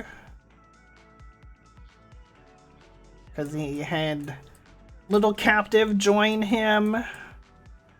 And we all know that when you become a new parent, your priorities change. So, yeah. Alright, so let's go... which one's closer? Go this one first.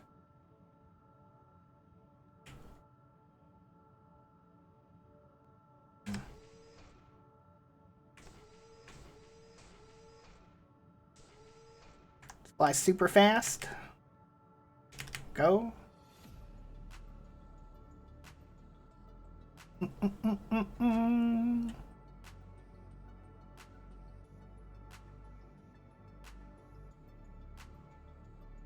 This is when flight comes in handy.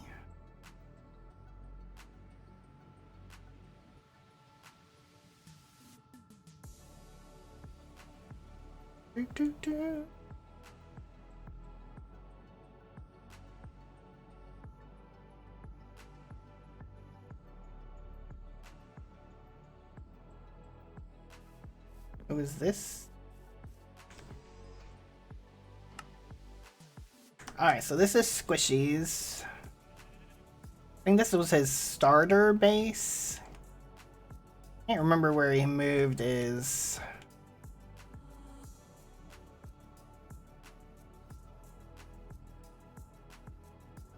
other base too. But I like his... yeah, I like his storage room here. With the cherry planks, this looks really cool. Would have been cool to see what he could have done with that one.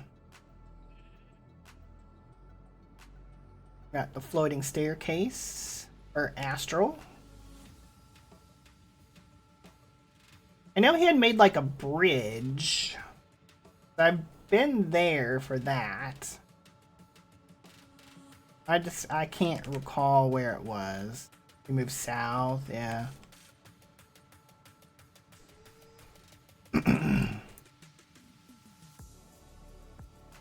Ah, here we go. There.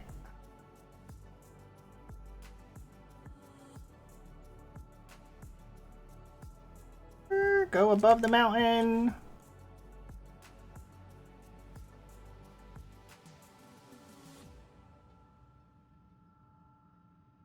Because the bridge that he made looked really cool.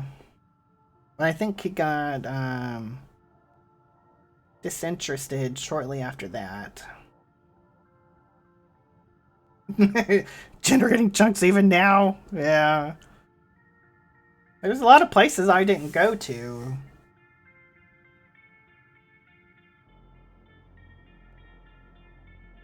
I might have TPA'd there, but...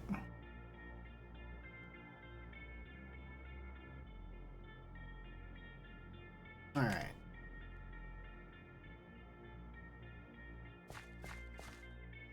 So here's his bridge. Oh, he's got a killer whale!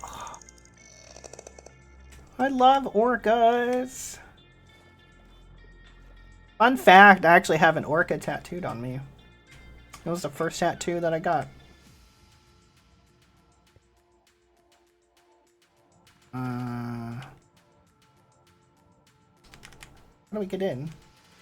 I know I was helping him kind of build, like, the pillars. Like, giving him ideas and shit. Nah, it's on my back. It's on my shoulder. My shoulder blade. It's done in, like, the Northwest Native American style. To where it's got, like, a bear's face and the tail, and another kind of design through the body.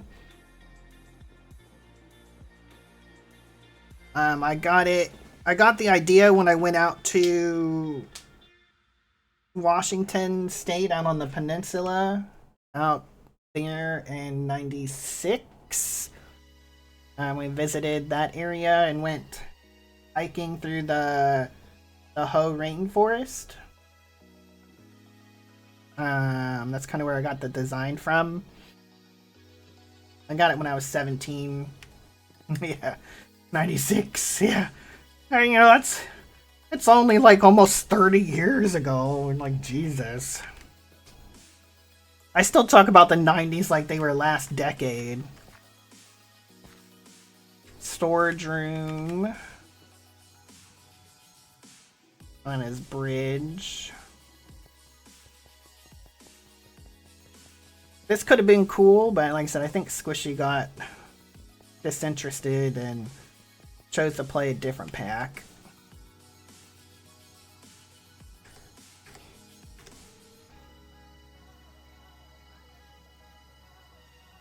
Table. We went to that one. So let's go. Those are my digital miners. And the TikTok with the girl using a cassette for the first time is a good example of late 1900s music. Yeah. Yeah, that makes me feel real old. Because believe it or not, I still have a lot of cassette tapes. I even have a cassette player. I don't use it anymore, but I have one.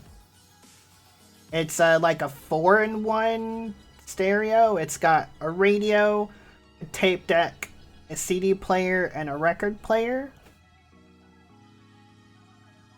Speakers built into it, or you could hook up like outside speakers, like home theater speakers. Because for a while I actually still listen to cassettes. and then moved to sets and CDs. And then now I just stream everything.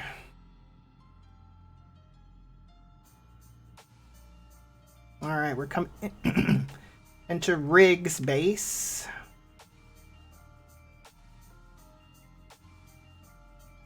The Rig kind of incorporated mine colonies into his base. So let's load in the chunks.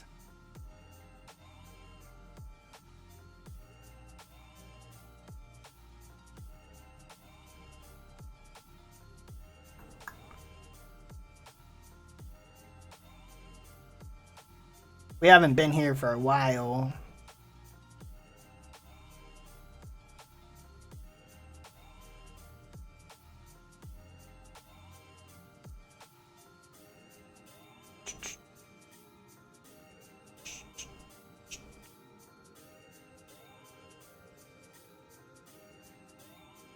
All right. Get rid of point.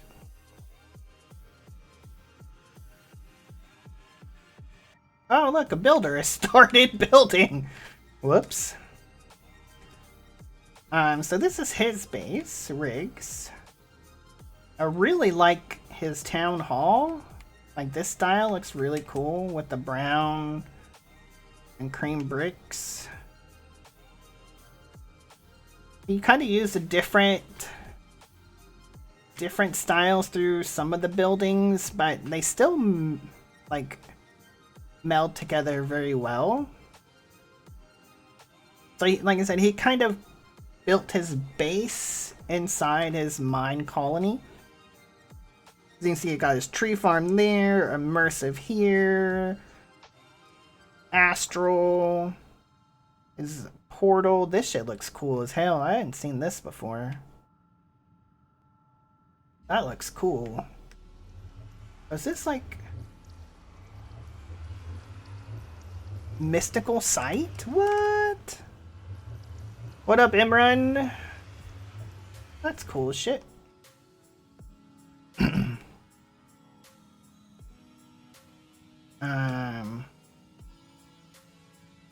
Oh look, oh here's this fisher. Yeah, this is Riggs mine colony base. We're just kind of going through everyone's bases.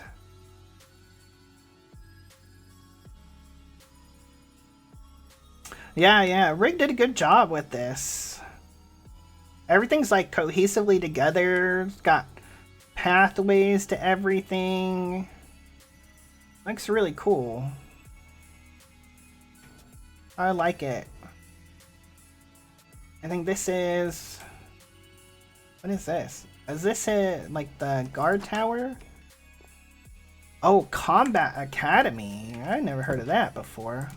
Wait, what? There's a downstairs? What? Huh. That's cool.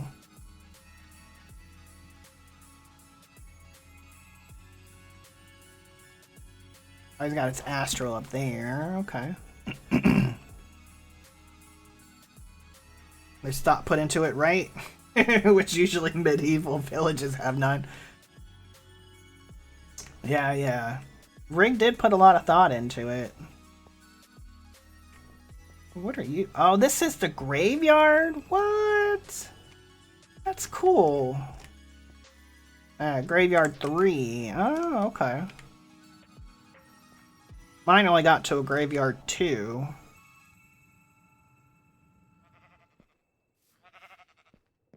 Oh, look at this. Got a sheep factory for wool. No worries, no worries. Okay. Cool. Oh, is this the... This is probably the one that does the drops. The astral rotary for mob drops. Okay.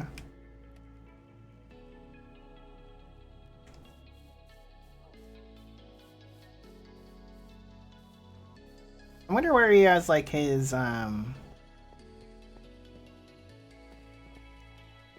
did he get into AE? Like, I don't know. I don't know how far Rick got. I know he played with us for a while. And then he must have lost interest or got accomplished what he wanted to.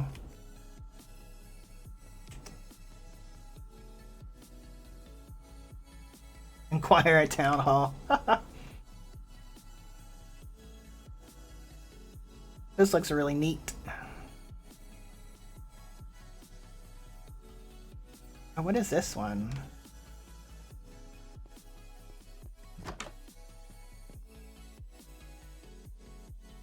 Oh, this is his town hall. Oh, that's cool.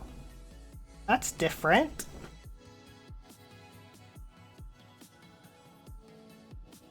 Oh, I like this roof. That's pretty.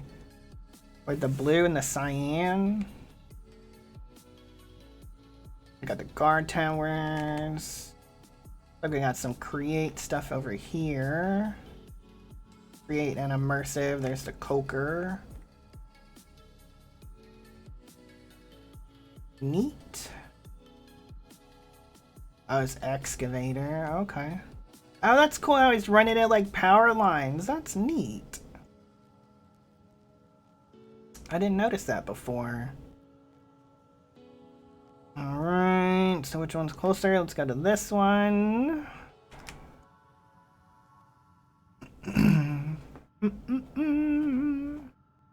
Farewell! I have left Riglandia.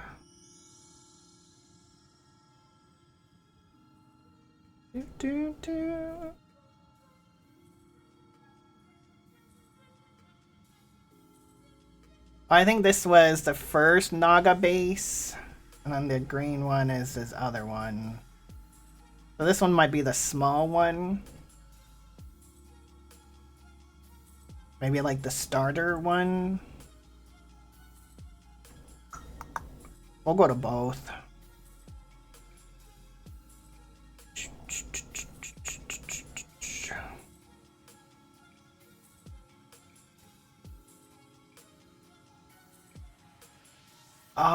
Oh, this is his mine colony. Yo, this shit looks cool as hell.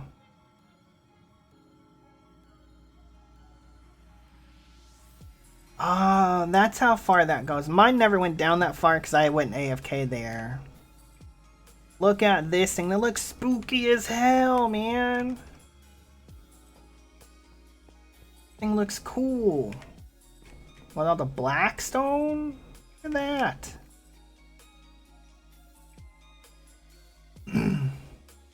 Alright, Imran.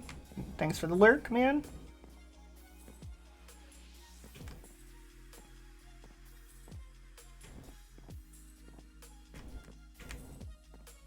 What is this? I don't see the command block or whatever.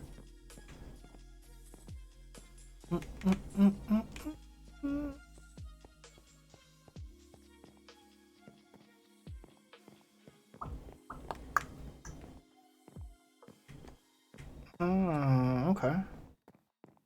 I don't think I've ever been to his mine colony. I know Naga spent a lot of time out here.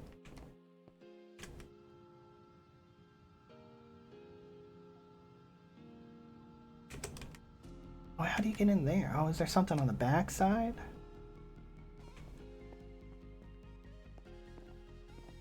Oh, look at this.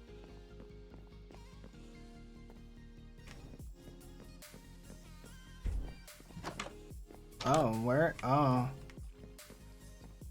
Yeah, I'm not set up for permissions. Okay.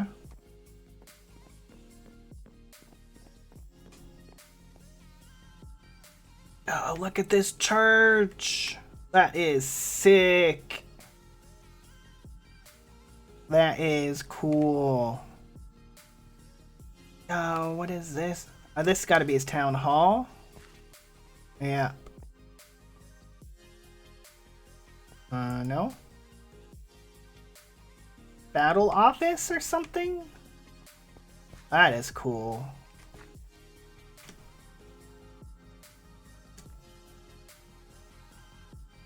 This is cool. Naga put a lot of thought into this one. Yo, look at this. That shit is cool.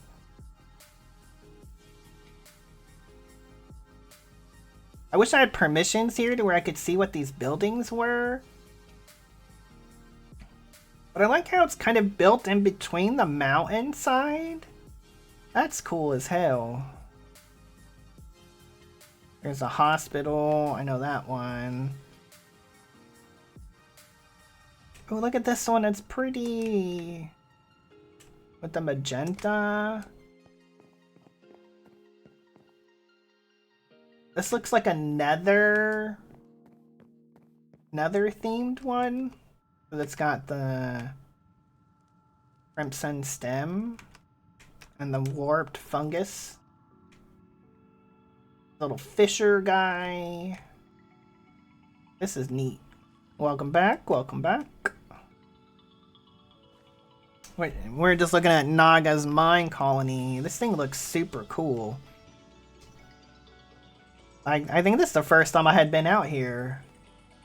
Yeah. Like, this shit looks cool, man. Like, these buildings. Yeah, he did put... You can tell he put a lot of work in. I mean, look at this church, dude. Like, that looks cool AF.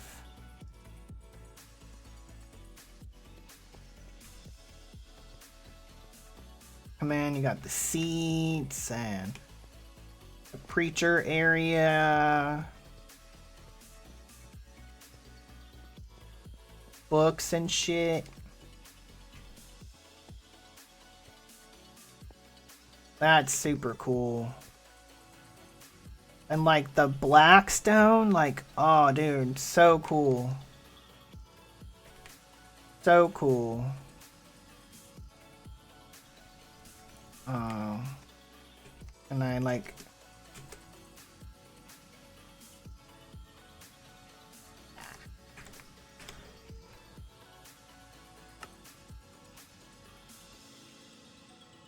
remove. All right, so let's go to his base space now. Do.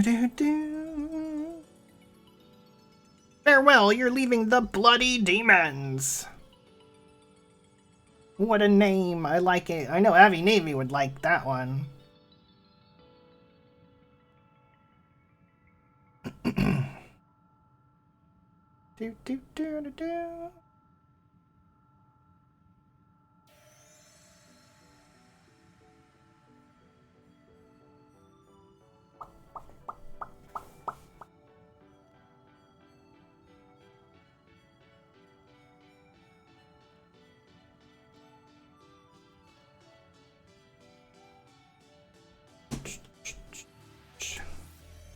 Alright, we're almost there, guys.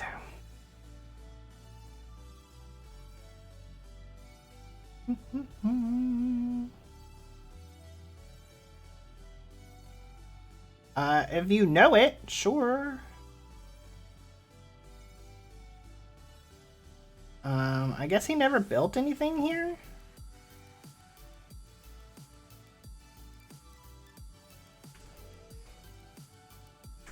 Oh, maybe it's up there. North, yeah. Okay, yeah, here we go. Here is his lawn base. We've got a wool farm. All the wool. Nether. This is a wither builder.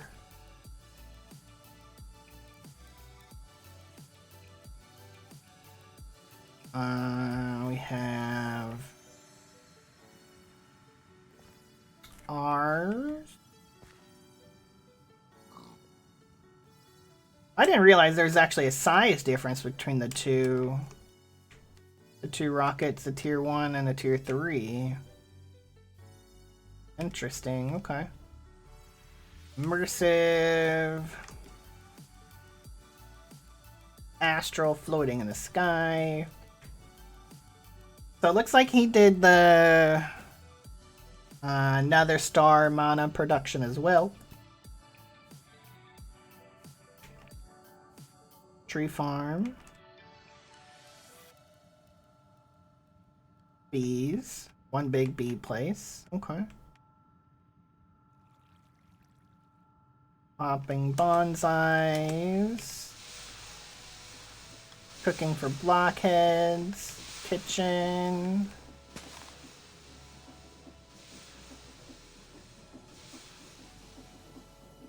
Okay, so we got a washer and a smelter from Create.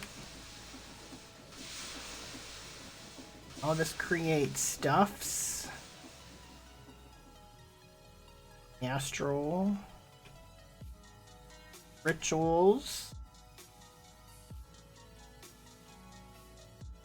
So this must be running probably that. All of his garden cloches. You know, look at all these pumpkins.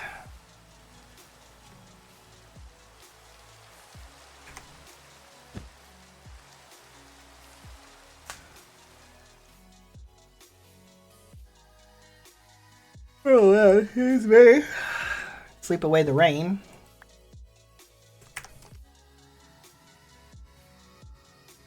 And we'll go checking out his storage unit.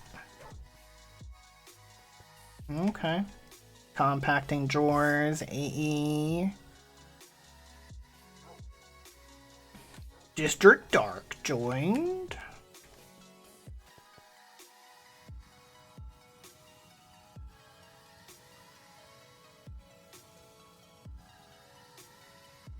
Oh, I think, is this the... No. This was probably for making the crystals. The blue crystals for Astral.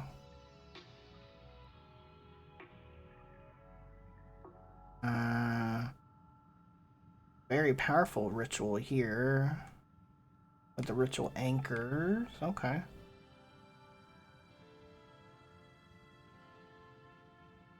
What is this over here? Is this a mob farm?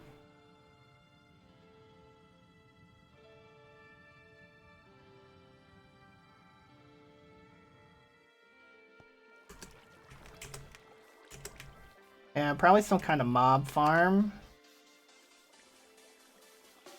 Iron farm means there's snow golems there. So they would throw it at somebody.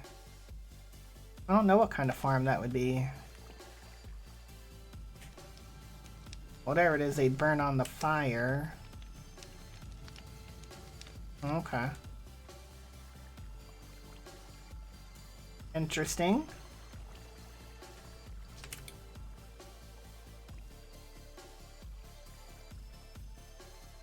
Let's go down and look.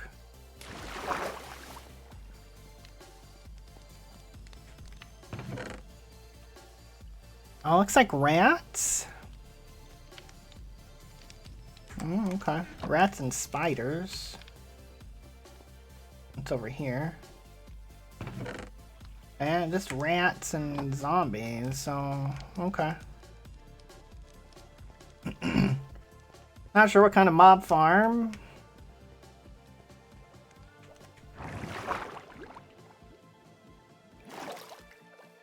Oh.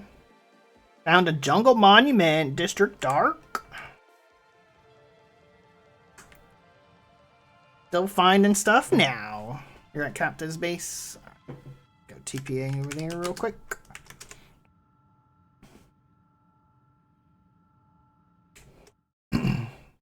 Oh. They built in a jungle temple. This is cool. I don't think I've ever been to this one.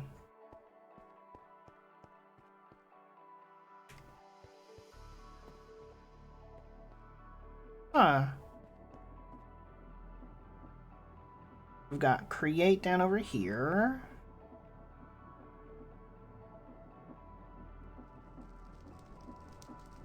I did the vertical slabs. Those are cool.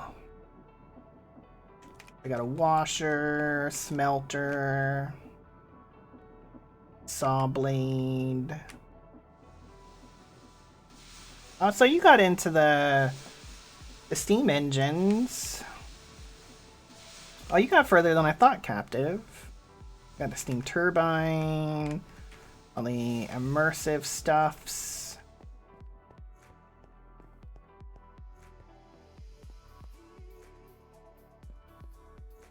Huh. More storage. Hey, Captive, your pipes are dirty, man. You gotta clean the soot off. Is that what you're telling me, right?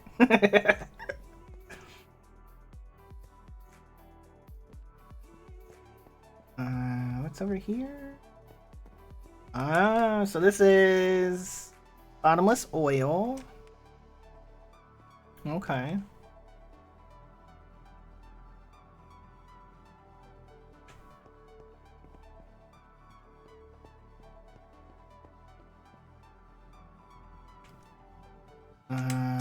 Yeah, I have never been to this base at all.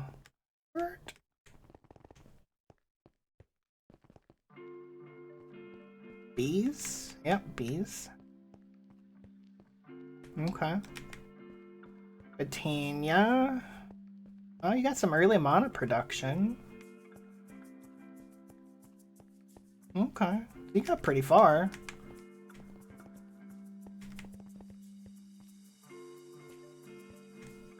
Eidolon. It just kind of circles around. Okay, okay, okay.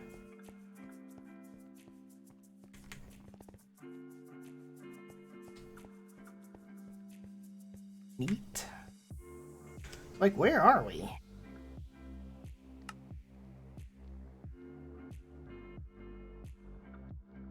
Oh, okay. You built inside the jungle temple. Look at that, dude.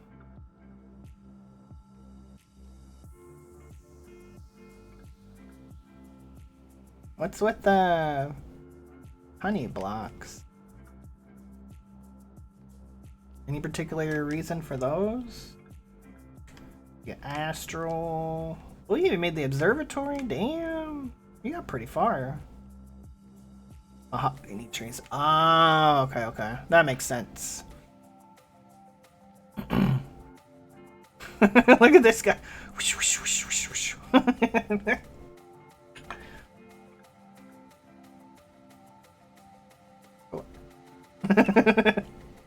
It's so funny. Well, the TPS can't keep up.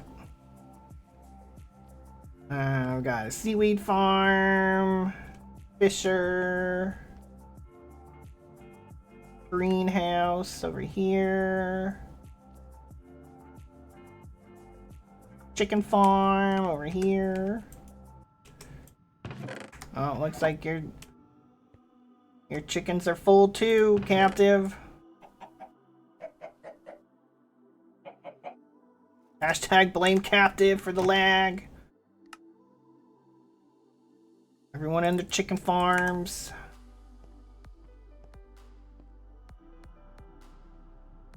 Oh, yo, this is like a pretty area, Captive. Look at this.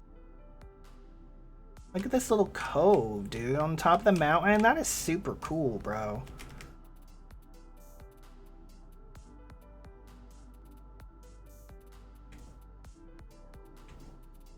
Guyana clearing, huh? That's neat, dude. I like this biome.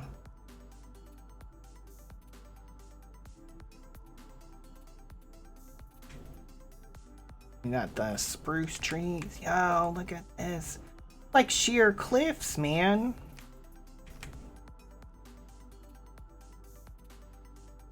I would have liked like to see what you would have done with this if you finished. It's a pretty build site. Like, look at these rock faces, man. Holy shit. Like, we're 170 blocks up in the sky, guys. You got a lot of room to go, like, vertical, too. Like, this right here. Like, this looks cool. Like this little enclave. Got the waterfalls coming down. Yeah, that is super cool, dude. Super cool. I can't believe there's a jungle temple here, too.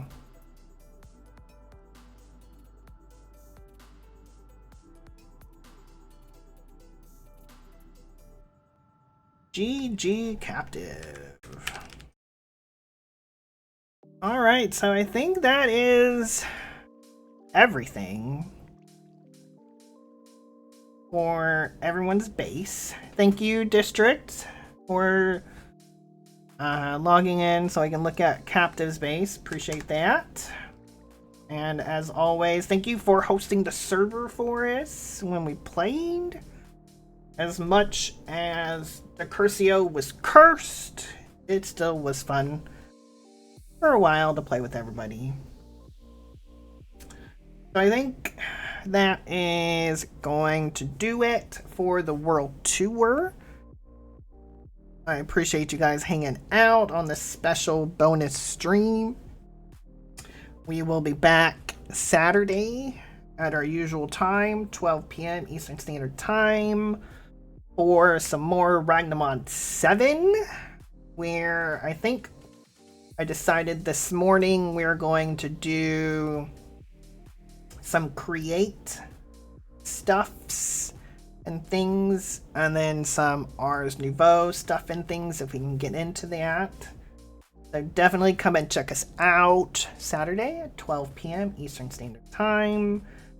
The Twitch VOD will go up to YouTube probably Sunday at 12 p.m. Eastern Standard Time. It'll be in the World Tour playlist. Feel free to go and check me out on YouTube.